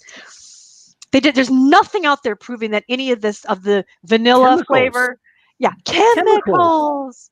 I'm going to do SpongeBob chemicals. And there's nothing out there to show that they're more dangerous. But I did find something that talked about why it made them more addictive. Okay, so which chemicals do you think make that the ants are saying make them more addictive? Just take a guess. Which chemicals do you think they add to cigarettes? Well, I know that they actually do nicotine boosters. They have flavorings, ammonia, which is gross. Yeah, but it's the same ammonia they add to your muffins that they add to beer. No, just the idea of ammonia. Yeah, and it's that ammonia word is right along the same lines as antifreeze. Okay. Well, I just got a whole jug of antifreeze to put in e-liquid today. You're being manipulated with that ammonia word. Okay, keep that in mind, because there is a perfect example of how they're taking that ammonia. They said, "Ooh, that worked for cigarettes. So what can we latch on with e-cigarettes? Antifreeze." Okay, so that's how they did that. They're well practiced at this. And that's why perpetuating that lie hurts you as a vapor. And that's the point I'm trying to get to people, is that every time you perpetuate and repeat the stuff that the ants say about the smoking and stuff, you're actually giving them more ammunition against vaping. Okay. Okay. So what I found was things like chocolate and vanilla flavors make the taste more mild, so people might smoke more, and that could make it more addictive. Mm-hmm. Good. That's the scientific basis. Could. Yeah. That is the science. That is the science behind what everybody believes about tobacco companies making cigarettes more addictive. They use modal verbs. But I'm saying that vanilla and chocolate. Yeah. That's the horrible chemical that the companies are adding to cigarettes. That's what the ants say, and it's only because it makes it taste better. Okay. So the ammonia thing. Do you want me to go on the ammonia thing or not? Well, no. Give me 1 second. I have a friend who was you don't hired to be a sales rep for a tobacco company. Okay. And as part of his employee training, they brought him into a room and they had all of this stuff laid out on a table because they wanted him to understand the process that the tobacco went through to add the flavors to make it their own. And he went in and he described this to me. He's like, they had chunks of chocolate and different things and different fruits that were laid out on the table that were in various stages of decomposure. Okay. Because those of you, every human being knows that as fruit ages, the sugars inside of the fruit actually age and macerate and become more sweet until they become sickening sweet. So they had all this stuff laid out that are all natural to illustrate all the different things that they do in the drying rooms and in the aging rooms before they actually to process the tobacco for cigarettes. So those are not chemicals, but the way he described it made me even more sickening than a lot of the other things, because he was like, "Oh yeah, the fruits were all gross, and but they were." But if they've been sitting there, that's not indicative of. I don't know. You have to keep in mind this is a business who wants to sell something that people want to buy, and they want it to taste good. But they don't want you to know what they do to it to make it taste good, though. But it's all out there. You can find out what's out there. They're not purposely making fruit rotten to put in cigarettes. You're kind of painting a weird picture there. No, but in the drying room, when they put the fresh fruit, because it has to dry for a very long time before it actually dries. Okay. So they put them in these rooms to heat them and dry them. And that's when they put all the different ingredients on there. And part of that is the aging process of the fruit that they throw in there goes through its life cycle as well during the drying stage. Have you ever seen your beer made? Yes. No. I'm Irish. Okay. We have a different threshold for beer and whiskey than we do for other things. All right. But point made? Yes. Yeah. Okay, the ammonia thing. All right, the ammonia argument. Okay, again, it's ammoniation. They're not taking the ammonia that's under your sink and pouring it all over the leaves. Okay, it's a food grade ammonia that's used as a leavening agent. It's used in foods and stuff all the time. It was initially used because they had all these like stems and bits and stuff that are left over from when they're processing the tobacco leaves, and they wanted to get a way to use that and not throw it away and have waste. So they would kind of make it into like these sheets of like almost like paper, like tobacco paper. They would process it, and the ammonia was a part of that process. Well, they found at the same time, this is the part where they get a little, they didn't want to admit it, but they were finding that was sort of increasing the free base nicotine with the ammonia. The ammoniated tobacco was increasing which meant that it freed up the nicotine and then it would pass through the blood barrier easier. Okay. The ants say that makes cigarettes more addictive. Okay. But didn't we just have this whole discussion about how nicotine's not all that addictive? So why would they have to enhance it? Okay. So no, that's not where I'm going with this. I know. That's not where I'm going with Don't make her go into a different set of weeds. Think real. Okay. So shiny. Right? And I'm good with that. No, but think about it. Their theory is because you get the nicotine easier, that's going to make you more addicted to the cigarettes. But let's go back to some of the other stuff we were talking about. One was the threshold. Mm-hmm. Do we become more addicted to cigarettes? No, we pretty much hit our threshold. So even if they're more addictive, we're not going to be having more of them. But what it might mean, and again, this is a theory. They've never confirmed that this actually makes them more addictive. This is still theory that this more free-base nicotine, but I'm going to get to that real quick. There's something else with the free-base nicotine. But that's just a theory. And I lost my train of thought. Dang it, I had it. Where was I going with that? The ammonia. Oh, if you're getting more nicotine per cigarette and you have a set amount of nicotine that you need per day, you're going to smoke less. You're going to smoke less cigarettes. Down, right. So they may have made them more addictive, but they also made them so that you don't have to smoke as much to get the nicotine you need. Because you're satisfied. Because you're getting what you need. So like these ultralights, do you guys remember the ultralights and stuff? People are like smoking them like crazy. They put all these holes and stuff because they weren't getting it. Because when they were trying to make them low tar, they also ended up making them low nicotine by mistake. That's the other thing they won't tell you. And I found this in the tobacco documents just a few weeks ago, actually. Is that I from found out. UCF? USCF? UCFF? Yeah, I think it was. But I was looking through it because you know what they did? The reason they wanted to increase the delivery of the nicotine was because the ants were forcing them to make low tar and have all these filters and stuff. And by the way, that was the ants' idea. Yes. They wanted to force that. And then they turned around and accused the tobacco companies of being misleading because it didn't do what they thought it was going to do.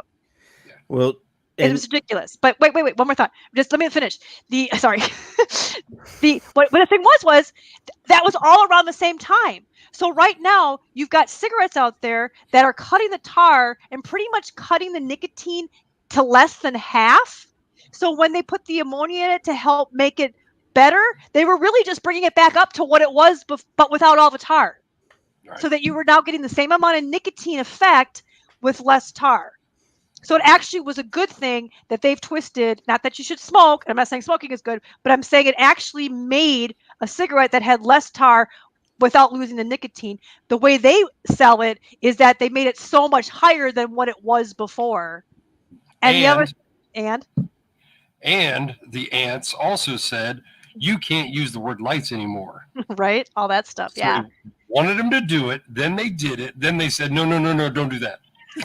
And do you know which cigarette has the highest free-base nicotine out of all the brands? Oh, man. Marlboro Lights? I don't know. Nope. Ultralights. No. Nope. All the brands. Well, I could throw out there Chesterfields because I used to smoke those, but that's not it either. Anybody in chat got it? And I'd say Pall Mall non-filter. Well, why is my chat not scrolling down? My chat's not scrolling. Chesterfields don't have filters either. You're going to be surprised then. American Spirits. Oh yeah. I didn't think about those.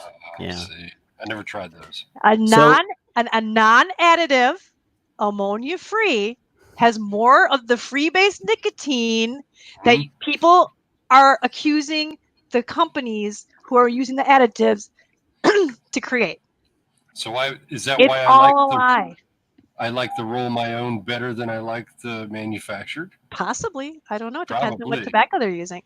Yeah. But see, now that's where the lie is. So the additives and the ammonia didn't make them more addictive, didn't do anything to increase the free-base nicotine, because if American Spirits has more free-base nicotine without the additives, it was all a lie. Those. And all that stuff is being used against vaping now. If you don't know these lies from before, you can't expect, you just don't know what you're facing. You don't understand our opponent. Right. They're not stupid. FDA, about 2 years ago now, put out an initiative. This was when Gottlieb was there. That they were going to push for the innovation or the creation of lower nicotine combustible cigarettes. Mm-hmm. Now, taking in mind what we've already discussed about threshold and what people need to maintain. Mm-hmm. When they brought that out, I argued I was blue in the face that was just going to cause people to smoke more cigarettes. Yeah. And people thought I was an idiot. People argued with me. There were some public health people that were like, no, we have science that proves that people will not smoke more cigarettes if they have less nicotine in them. And I'm like, well, then you just defeated yourself with your own argument that nicotine is so addictive. Exactly. They do. Okay. So, boy, that's a whole nother can of worms you're doing on me there, Pat. And right now, well, first of all, the studies they have are done by the companies who are trying to sell them. Yeah. Surprise. And the thing is that they can pick and choose. Just as with, and that's the weird thing about this country with studies, is that they can do 50 studies on something and pick 10 of them that fit what they're trying to do. And that's what the public sees, and that's what the FDA sees, and that's, you know, that's what they see. So who knows how many of the studies, yeah, and it's their small study, and they do have those studies. I mean, I agree, because I've seen them, because there's a bunch of trolls out there right now for what the heck is that company called? Century 22nd Century, yeah, 22nd Century or something like that. They're all out there. Oh, just get rid of the nicotine. Just no nicotine cigarettes. There, you know, then you won't even need the nicotine. Again, it's all the nicotine's the whole point. But it still has all the bad shit that. Okay, so here's the theory: is that because it's got all the bad shit, but for a short time period, because then you'll just quit because you're not getting the nicotine you want. So they're not meant to be used long term. They're not safer.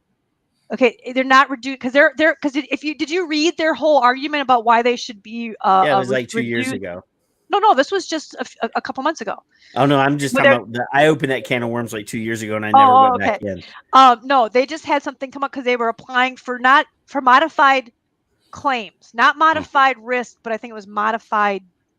What is it? Reduced exposure. I think it was reduced exposure. Maybe it's reduced that. I don't know. Exposure.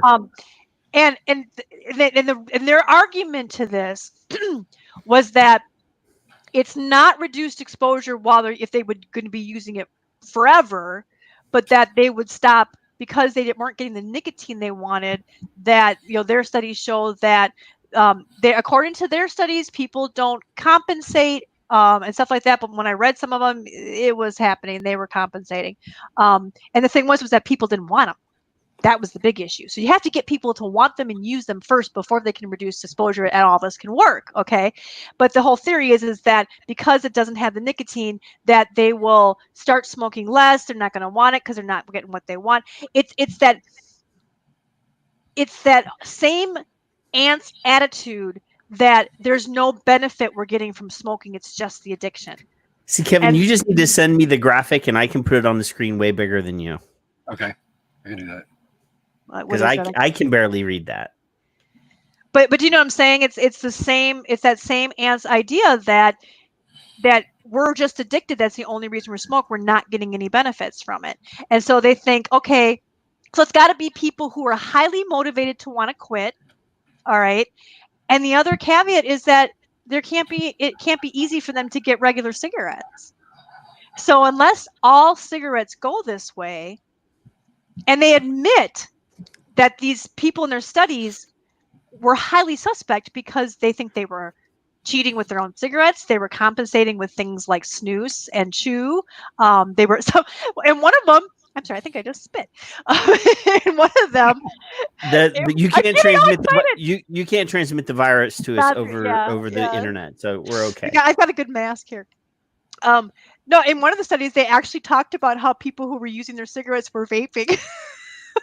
To get their nicotine, and I just laughed when I read that one. So yeah, they do have the studies. They're small studies, small cohorts. Their theory is kind of right in a way, but it's completely ignoring the people in their studies are motivated to quit.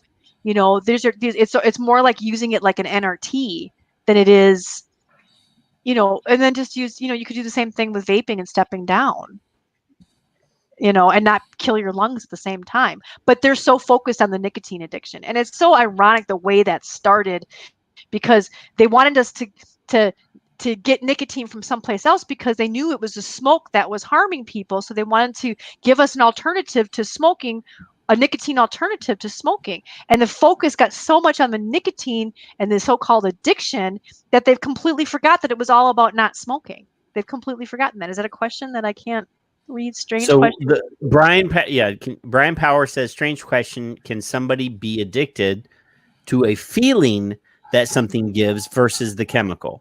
Well, the thing is the chemical itself attaches to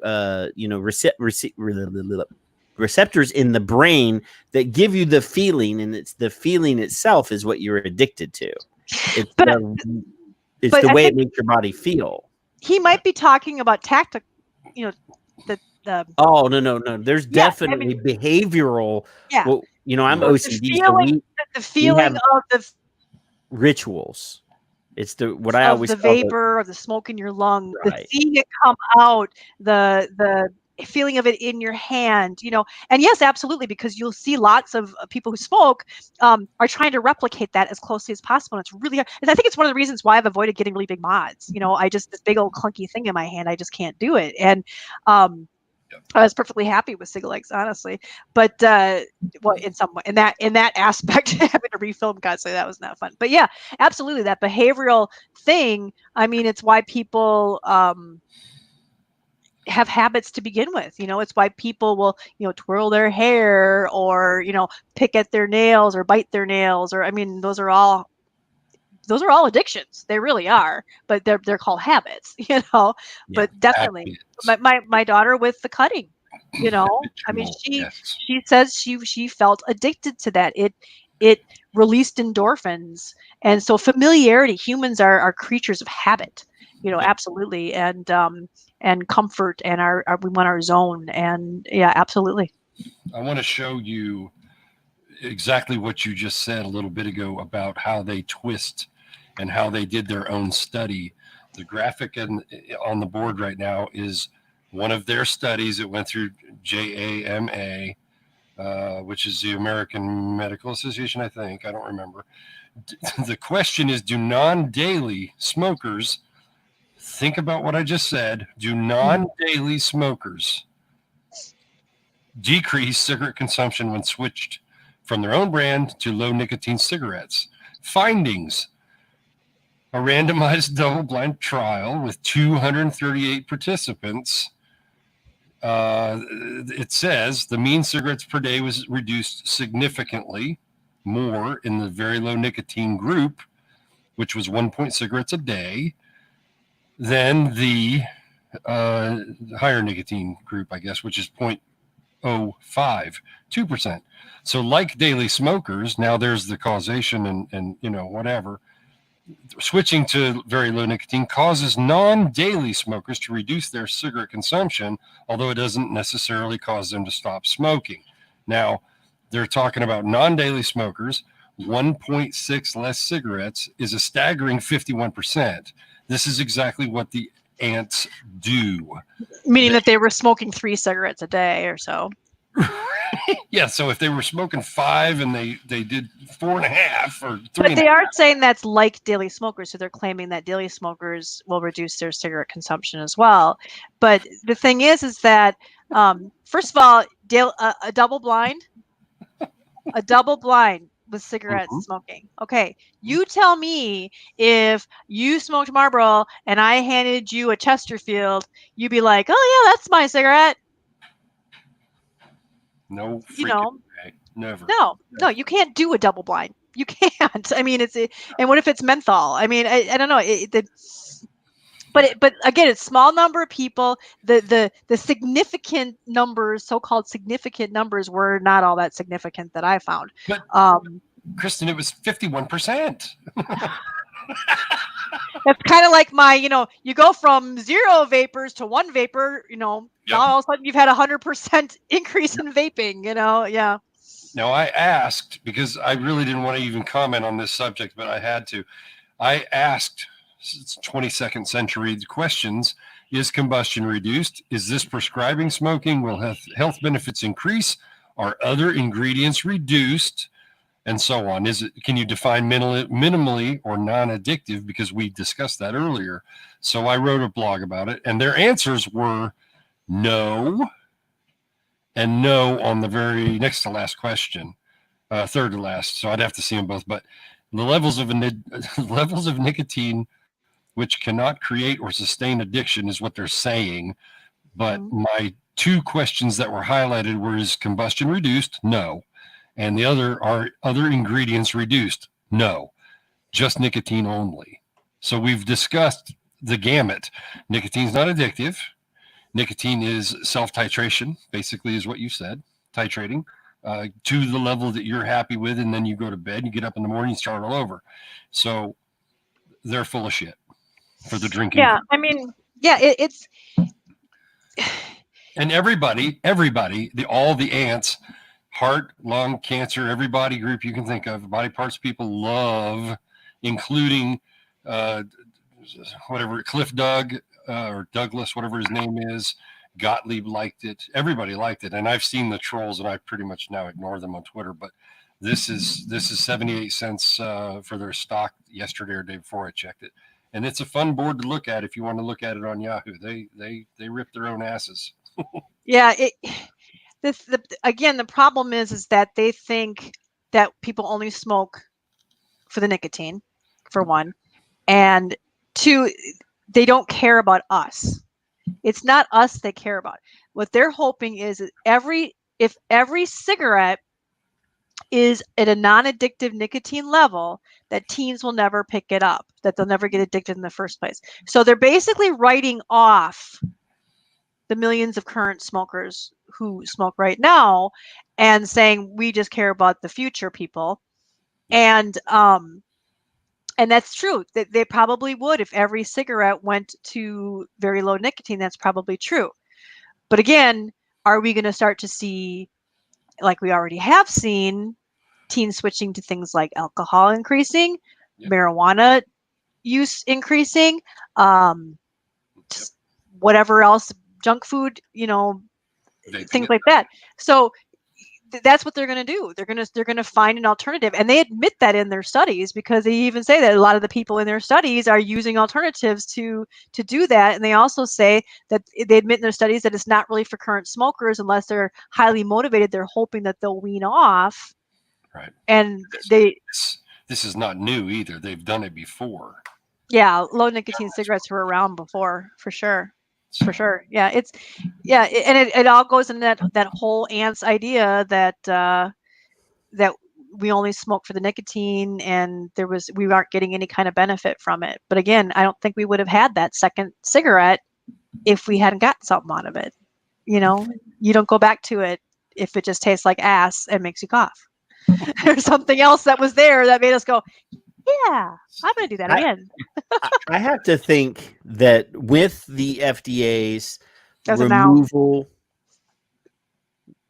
with their removal of the requirement to have a prescription for NRT, and the removal of the language that required it to be a 3-month only program, right? And they allowed it to be essentially a maintenance program. I mean, that's essentially what it is now. It's like, you can have these patches forever now. That they've acknowledged that there is some sort of beneficial reason for having nicotine. They haven't actually said that, but by allowing the product to stay on the market, by removing the restrictions that were in place initially, they are admitting that people need this. But they've done nothing to innovate the product turn us down in like 25 years. Correct. Not wash me out so bad. Yeah, it's not only that, but they're dual use. They're saying you don't necessarily have to quit smoking before you use these products. This very same thing that they're complaining that people are doing when they're transitioning with vaping, this horrible dual use. They're now saying, well, that's okay if you're using gums and patches if you don't quit right away. And it's not just NRT that shows that. It's also studies that they've done on Parkinson's, ulcerative colitis. Yeah, I invite everybody to do a research or do an internet search for Dr. Paul Newhouse, and you'll find hundreds and hundreds of pages on the cognitive benefits of nicotine use, especially in Alzheimer's and dementia patients, as well as Parkinson's and movement disorders. And not just in the sense of that it's helping people, but in the studies that they've done, they've proven that non-smoking people who are using this nicotine as therapy for whatever disease that they have, ulcerative colitis, it's for that for sure. by the end of their treatment have shown no dependency whatsoever on the nicotine, no withdrawal symptoms, nothing. There's a quote, and I wish I had it right at the tip of my fingers, but Dr. Newhouse has been studying nicotine for like 30 years. Yeah. In retirement in Alzheimer's units, and and he says in the thing, the quote is basically about the addictive nature of nicotine, and the quote is nicotine's not addictive. My patients don't. You have it? And it seems very safe in non-smokers, he said. In our studies, we find it actually reduces blood pressure chronically, and there were no addiction or withdrawal problems, and nobody started smoking cigarettes. This was, if I remember right, I only have the quote momentarily. I think it was like 600 people in nursing homes showing the cognitive increase. So but he says I've been injecting nicotine into people for 30 years, and none of them come to me before the time. I have to go find them to give them the shots. They're not looking for it. And so, I mean, he's he was one of the people that I really hoped that Aaron, what's his name? Aaron would interview for the movie. I sent him the contact information when he was starting filming. I'm hoping that he's in the film. I hope so. Have we heard anything about that at all? I haven't talked to Aaron. I haven't talked to Aaron since Milwaukee. Well, Aaron was supposed to come on this show before the week of the original scheduled premiere, and due to the COVID, that got postponed. He will be on the show the week of the premiere when it happens, but we don't know when that's going to be. I'm in the group. There was something in there the other day. He's looking for like people that aren't vapors, that are influencers, to screen the film and then roll out from there, trying to get Paul Newhouse, Nicole. Because right now, I mean, they're not probably going to get a theater premiere like they did the last time. It's probably going to have to be a streaming premiere or something. Everything's screwed up. The COVID thing just screwed up a lot of stuff. None of my favorite shows are on right now, and I'm kind of cranky. I'm waiting for The Expanse to come back out again. The Mandalorian got done before, so they're just doing it's going to come out on time. But all the shows that I watch are screwed. Yeah. So. And you were in Milwaukee. What's that? You were in Milwaukee. Oh yeah. That was probably the experience of a lifetime, because I got to go, being part of CASAA, I got to go to that meeting with Senator Johnson and Herman Cain and all that before the premiere. I've got pictures with them and stuff like that. That was kind of cool. And I got my name up on the screen. I'm in the credits. I had long talk. All this stuff that we've been talking about tonight, I had poor Aaron on the phone for like 3.5 hours just telling him all this stuff. All of it. I felt so bad. But I'm putting Dr. Newhouse, a video of Dr. Newhouse that I like. And it's one of my bookmarks. And you guys should all. I do want to point out, I did share this on screen a while ago, but I really want to put it back on the screen. It's a change of topic real quick, but I do want to say, thank you to the people that are watching the show that donated to this for Ray. They hit their goal. It looks like, and I'm not saying that, but this guy here, Nicholas Green, may or may not be Nick Green. I don't know. He could be a different Nick Green. I know 2 different Nick Greens that are in vaping. So I don't know if that's Grim. He donated $1,890 just to get this to the goal. Good on him. Just because this needed to happen. It'd been It's been going on since May 23rd, and Ray really needs this. And I saw Ivana's in the chat room. She was one of the people that was part of getting this to happen. When we do good things for each other, it makes us feel better. And just the fact that we were able to help. I mean, I didn't do anything other than come on here and promote it and share it.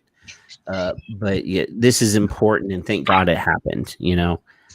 So anyway, Maybe- I just maybe wanted Ivana- everybody. Maybe Yeah. Ivana can confirm. I'm pretty sure that was Grim Green, though.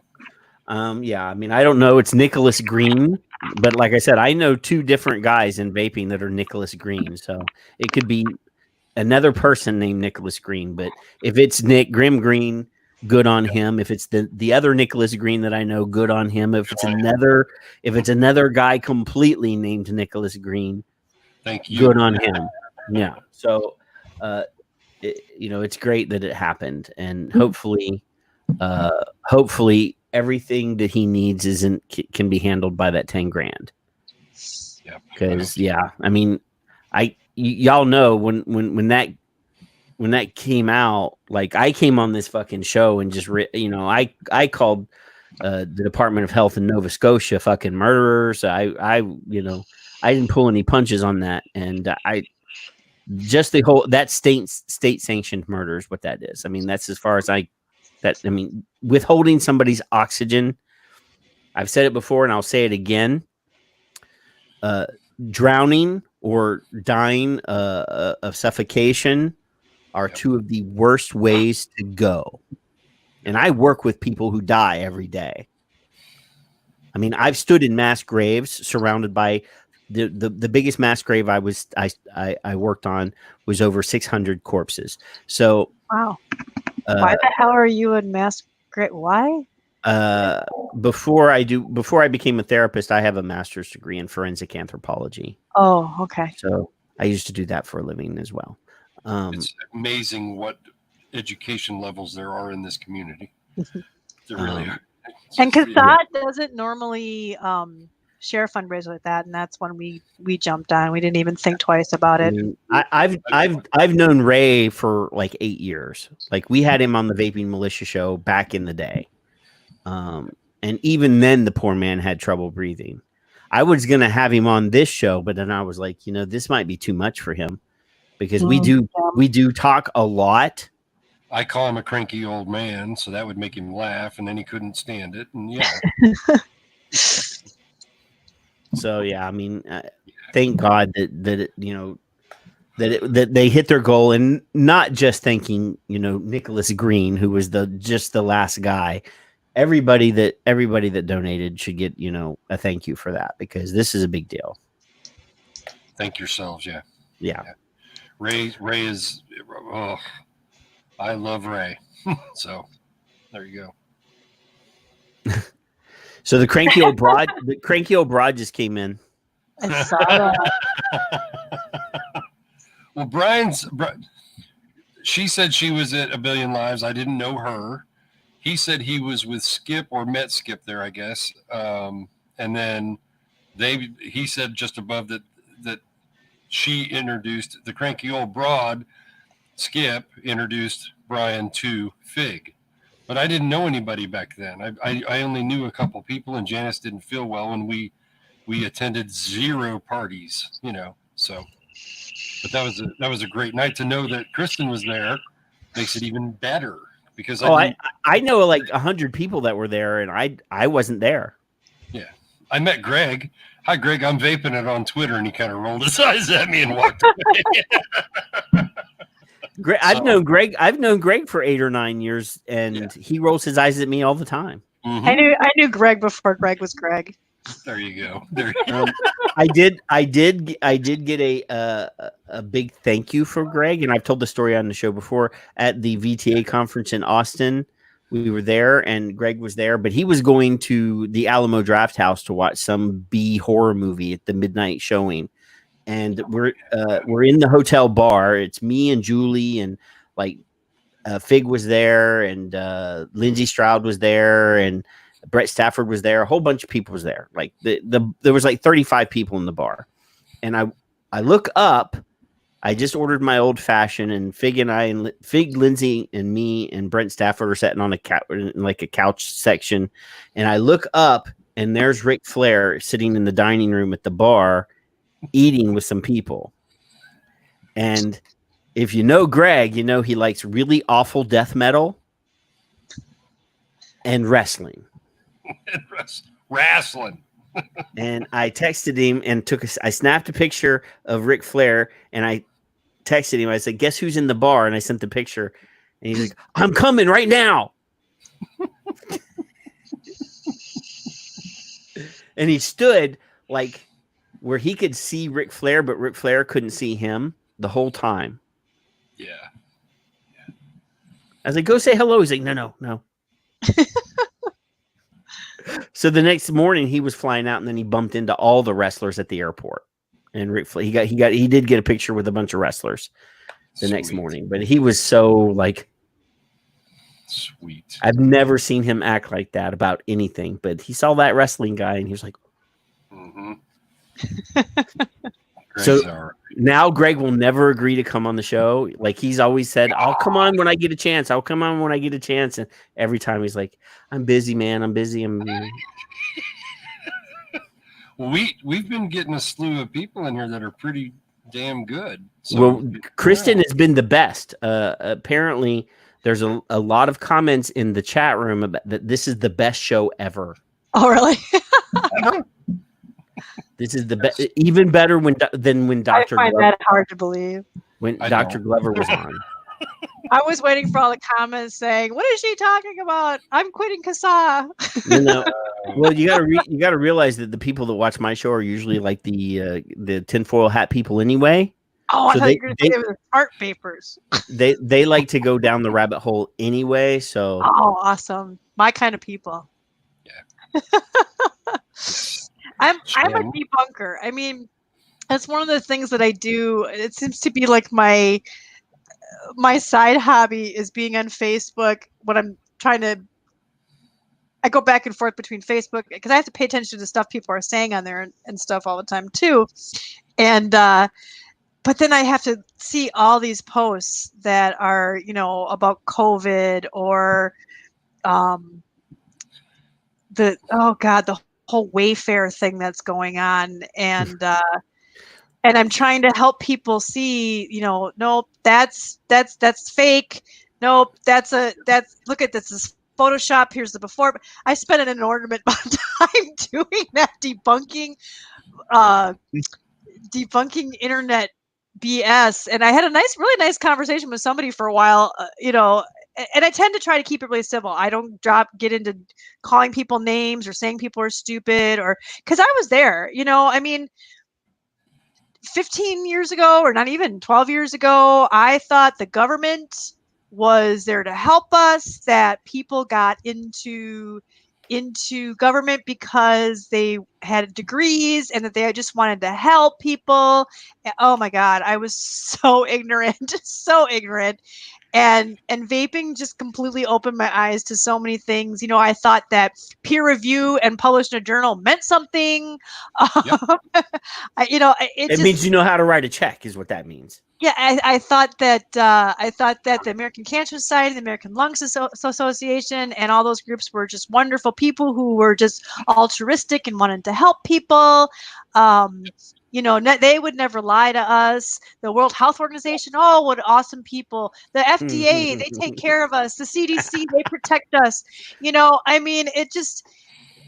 I've learned so much, and I've gone from, when I grew up in an Irish household. My brother had the red hair and freckles.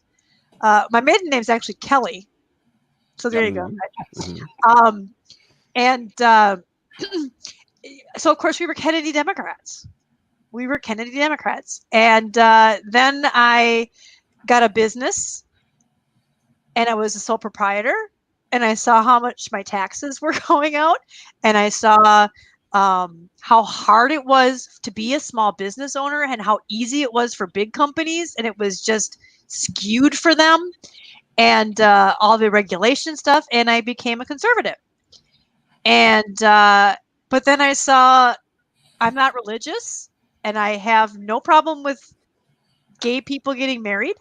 I do not think the government should give gay people permission to get married, because I don't think the government should give any people permission to get married. We should all be able to get married whenever we want to. Why is the government even involved? Hey, you know what?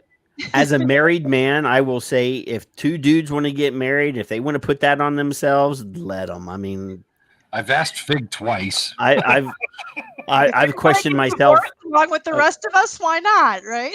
Yeah, I mean, if you want to be in misery, go ahead. It's okay. But that's not the point. I mean, my whole point is, why is the government licensing our marriages?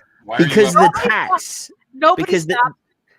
They want their fucking money. But the license doesn't give them any money. It gives them less money because we get more money back because we're married. I mean, it's baloney. But I get less money back than me and my wife. We get half. Our tax burden is half of what it was when we were single. We would both be getting refunds if we were still single.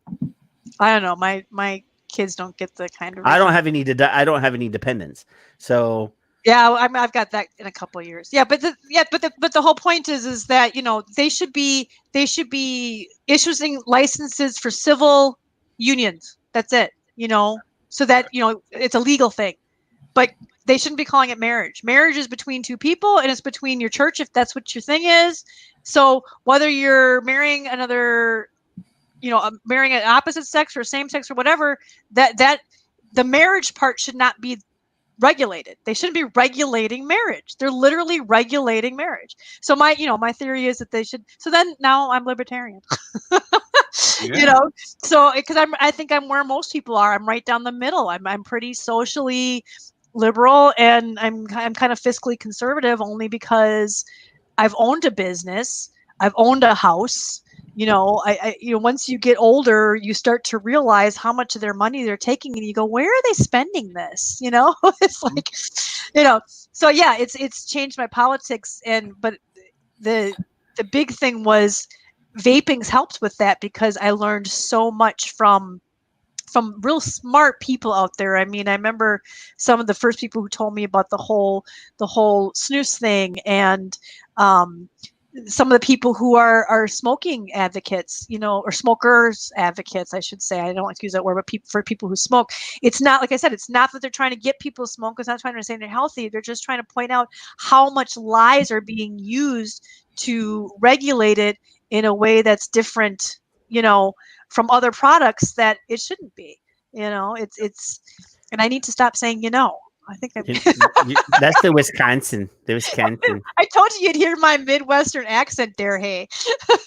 And now I'm up north. I was originally in Milwaukee, and it was like, it's ever since I've been up here, I've heard myself say dare. I'm like, did I just say dare? Over there? I really just said over there. Yeah. Well, I'm in Texas, so now I just spout out Spanish stuff, so it's okay. And the L is silent in Milwaukee, by the way. Milwaukee. It's Milwaukee. Oh, yeah, Milwaukee. If you're from here. And Wisconsin. You have to get the nasal there. It's not Wisconsin. That's how other people that Wisconsin. Wisconsin. It's like Boston. What's that? You got to park the car in the yard. It's almost, yeah, it's kind of nasal that way. I think a lot of it, I mean, because we've got a very heavy German influence, but we also have a lot of Scandinavian influence in Wisconsin. So it's just so funny because I hear people from across Wisconsin. They're from Wisconsin. Minnesota. Vikings. See, I don't say Minnesota. I say Minnesota. Yeah. But yeah, if you get far enough up in Wisconsin, you get Upers. Well, yeah, you got Canada, you got Upers, and you got Minnesota on the other side. So yeah, we get a whole lot of a lot of Scandinavians. Yeah, North Dakota. Brian's in North Dakota, so he's got. Oh, that's fun. I heard him. I heard a little bit of your accent the other night, Brian. Just every once in a while, little almost a Fargo-ish type. Yeah, everyone else says if you're in California, same thing. All right. That way. we're at the 3.5 hour mark. So now it's time. Now it's time for everyone's final thoughts. So you have. My final thought is I could go for about 2 more hours if you. Well, let you me. can come back anytime you want. So we can There's we a can lot do of things I didn't even touch on. we can do a part 2, and I promise when I do the part 2 graphic, it'll have your name spelled right. Oh yes. Final thoughts. I don't know. We talked about so much stuff. I don't even know. Or final thoughts. Join CASAA. Join CASAA for sure. It's free. We don't spam you. If you can do a monthly donation, I don't care if it's only $2, because every $2 every month, that's $24 and over time. And if you can add to that, if you've already got one, that'd be great. We have a lot of expenses. I know people say, "What does CASAA do?" CASAA is you. CASAA is here to help you be you, and make it easy. So you can advocate in your areas. That's what we do, and that takes the program that we have. It takes manpower. I'm the one out there getting those tweets out to you. If you're not opening your emails, I'm trying to everything I can to make sure you see the stuff you need to see, and keep and that's what we're all here for. So we're not here to do advocacy for you. We're here to help you advocate for yourself, and we're here to be a collective voice. And the more voices we have, the stronger we are, and the more people have to listen. Just imagine if we went up to the FDA and said, we're part of a 2 million member organization. They have to listen, So join, get your friends to join, talk to your vape shops, go in all those vape groups and tell them. And don't believe the ants. Quit repeating all the ants' lies, because you are. Every time you don't verify, just don't believe anything that you've ever been told about tobacco or smoking, because it all came from the ants. Just don't believe it. Double check it. Don't believe it. If you're curious, hit me up. I'll answer your question whether or not it's true or not. You need to know this, because it will be used against you. Because every time we validate and repeat the black lung lie, or the indoor smoke lie, or the kids epidemic lie, the vaping epidemic lie, or the Juul caused it all lie, every time we do that, we're validating the ants. And then we're saying they're telling the truth. And then we turn around and say, well, they're lying about vaping. They're not believing it. They're not going to believe us. I came up with that, by the way. Did you know that? Ants? No. I actually came up with that. Anti-nicotine and tobacco zealot, and it was nice. It was Stanton glance the ants, and that's what made me think of it. Exactly. And every time I see some vapor using that and something, I'm just like, awesome. That's so cool. I made part of what is that called? The vernacular or whatever. Like, I can die knowing I accomplished something. Ants. That's a huge accomplishment. I'm just a bot. You're just a bot. That is so funny. I love it. Well, I hope I didn't miss any questions from people. I was not really looking at the chat, so if anybody had any questions, I think we did a pretty good job of getting. Okay, good. I was so glad you were here. So glad. There are points you've made that I've been told that I was over the top for, because I said something about having who for breakfast one day or something to talk to them, and somebody else who's no longer even in the industry blocked me because I was over the top. So you have to pick and choose your lies that you do repeat. If you're going to repeat them, you got to repeat them very, very carefully and think about what you're saying. Listen to this young lady. She knows more than I do, really. So my rabbit hole and her rabbit hole are probably burrowed side by side. She's just a little deeper down because she's been doing it much, much, much longer. But the curiosity is what was getting me, like with the nicotine itself. Ivana said, knowledge is power, sharing empowers others. That's what we did tonight. This is another consumer who is also a CASAA board member. We've had Julie, we had Jim, we had Alex. and now we've had her. And her perspective is completely different, yet the same from the other three. And all four of them are different. Collectively, it's one voice. That's what we are. We are CASAA. And you guys don't like this. That's too bad. I've been doing it almost since the first time I was on the show. I made some banners up. I've got Fig's hair. I've got drink. I've got a few others. So if you're not a member, join CASAA. If you're in the podcast now, if you can donate, please do so. She needs an assistant at least. Alex needs a legislative guy. And the rabbit hole is very, very, very, very deep. So this was kind of enjoyable. Yeah, wide, deep, and long, and they will never, ever, ever let us out. Once we're in it, they're never going to let us out.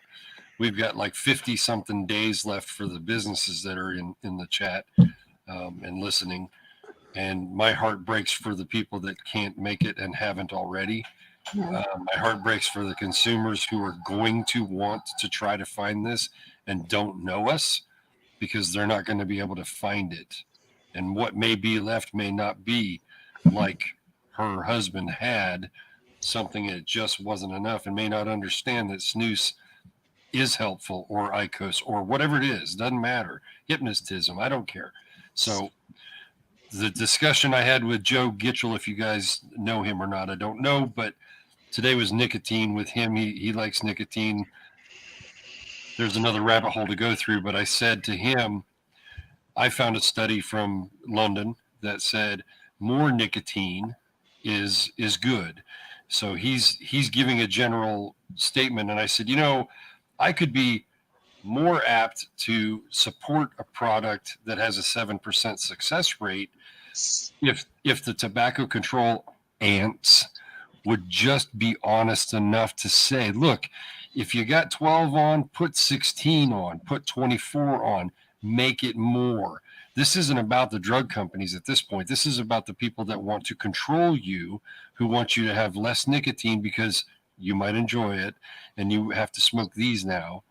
And instead of helping somebody, they want to restrict someone because they want you like a dog coming back and then going away and then coming back. You're playing fetch if you're a smoker trying to quit. That's how I felt. So as long as Mrs. Marsh has been on this, or Noll-Marsh, I don't know how to do that, on here, this has been an enlightening show in my perspective. And Patrick, thank you for the forum. I love you dearly for it. He says he doesn't like me. I don't like it at all. I never did. Fig was in the room, so thank you, Fig, because you got me on here too. And Kristen, for you coming on at all. And if you come back, I'll try to be as good as I can. So those are my final thoughts, other than join CASAA and give them $2. And I'll be quiet. That's hard to believe. Every week we do this show, the whole point of the show, I've said it before, the mission statement for the show was, I'm going to teach you how to read this stuff so that you can think for yourself and look up stuff on your own. A lot of times I get messages from people who will tell me, well, can you just send me a link? No, I need you to learn how to find it yourself. The whole point is you need to learn how to think critically. I'm going to give you the roadmap. I'm going to show you this is how you do it. And then I'm going to send you on your own, because you don't want to be told what to think. You might act like you do. You might want to be led down the primrose path, but it's best for you to learn how to think for yourself, how to think critically, how to deconstruct these pieces that we always share, so that I can show you how to do it, so that when you see something, you can do it yourself. Because I can't find every news piece. I can't find every press release. I can't find everything. So, the whole point is, we talked about this with Alex last week. What you can do, if you can't give money to CASAA right now, is that you can be a support person for CASAA. You can be one of those people that find that your local city council or your local county commission are going to try to step forward with some sort of vaping ordinance or some sort of restriction in your area. You find that, then you start screaming, help, help, help. Because when you do, you put your hand up and you start screaming, help, help, help. People will come and help you. And we've already shown, like I've shown countless times where we've made a difference. You know, I chided Alex last week because Alex had said on one of his streams or one of the shows that he was on that there weren't a whole lot of victories for CASAA to, or well, he said any that CASAA could say was a victory. And I had to correct him. I had to say, dude, there's been a lot of things that CASAA has done that they could put their feather in and say this was a victory. Don't discount the efforts that you've done or that Julie's done or that Kristen's done or that any of the other people of CASAA have done, because they have done a lot of good.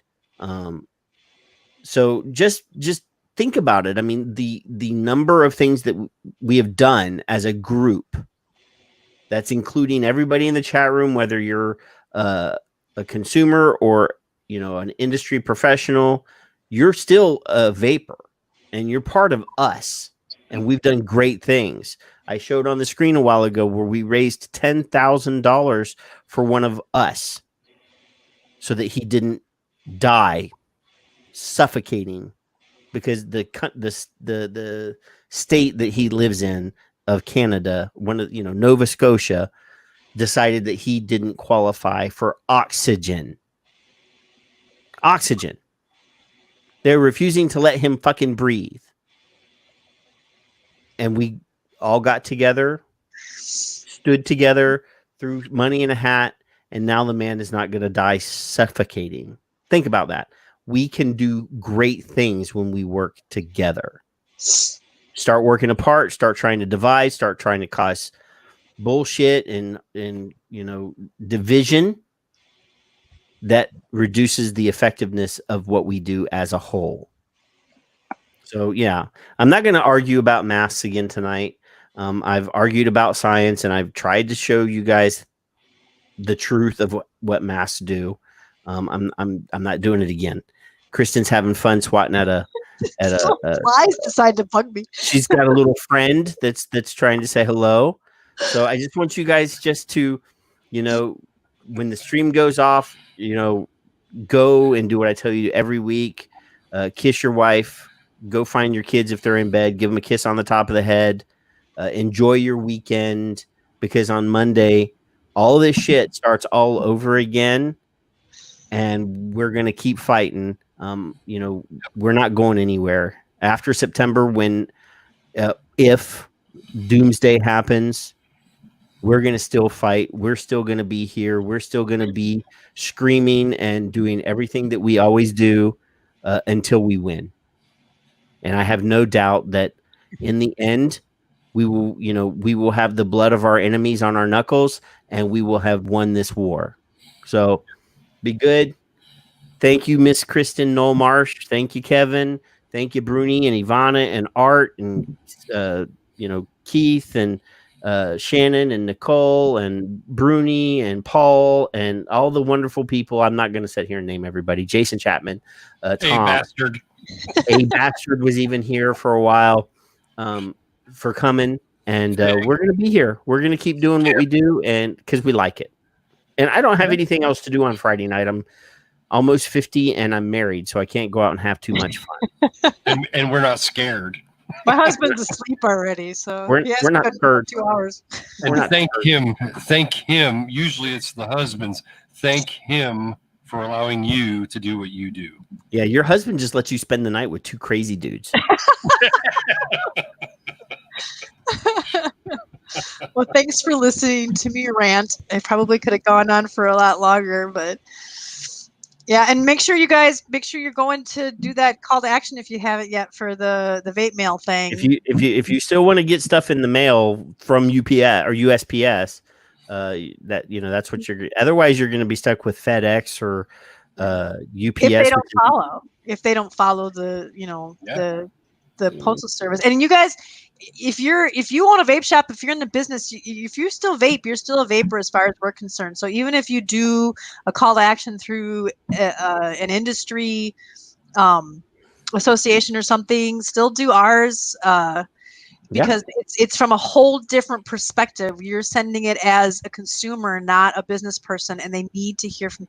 I mean, I know your businesses are very important to us as consumers, but to them, you're just you're just in it for the money or whatever. I don't know what it go through their head. There's something knowing that they're hearing from consumers. They need to hear those stories. So please make sure you do both. So VTA has a call to action out. Go to the VTA website and follow the steps if you're in the industry. If you're a consumer, do the consumer one. If you're industry, do the industry and the consumer one.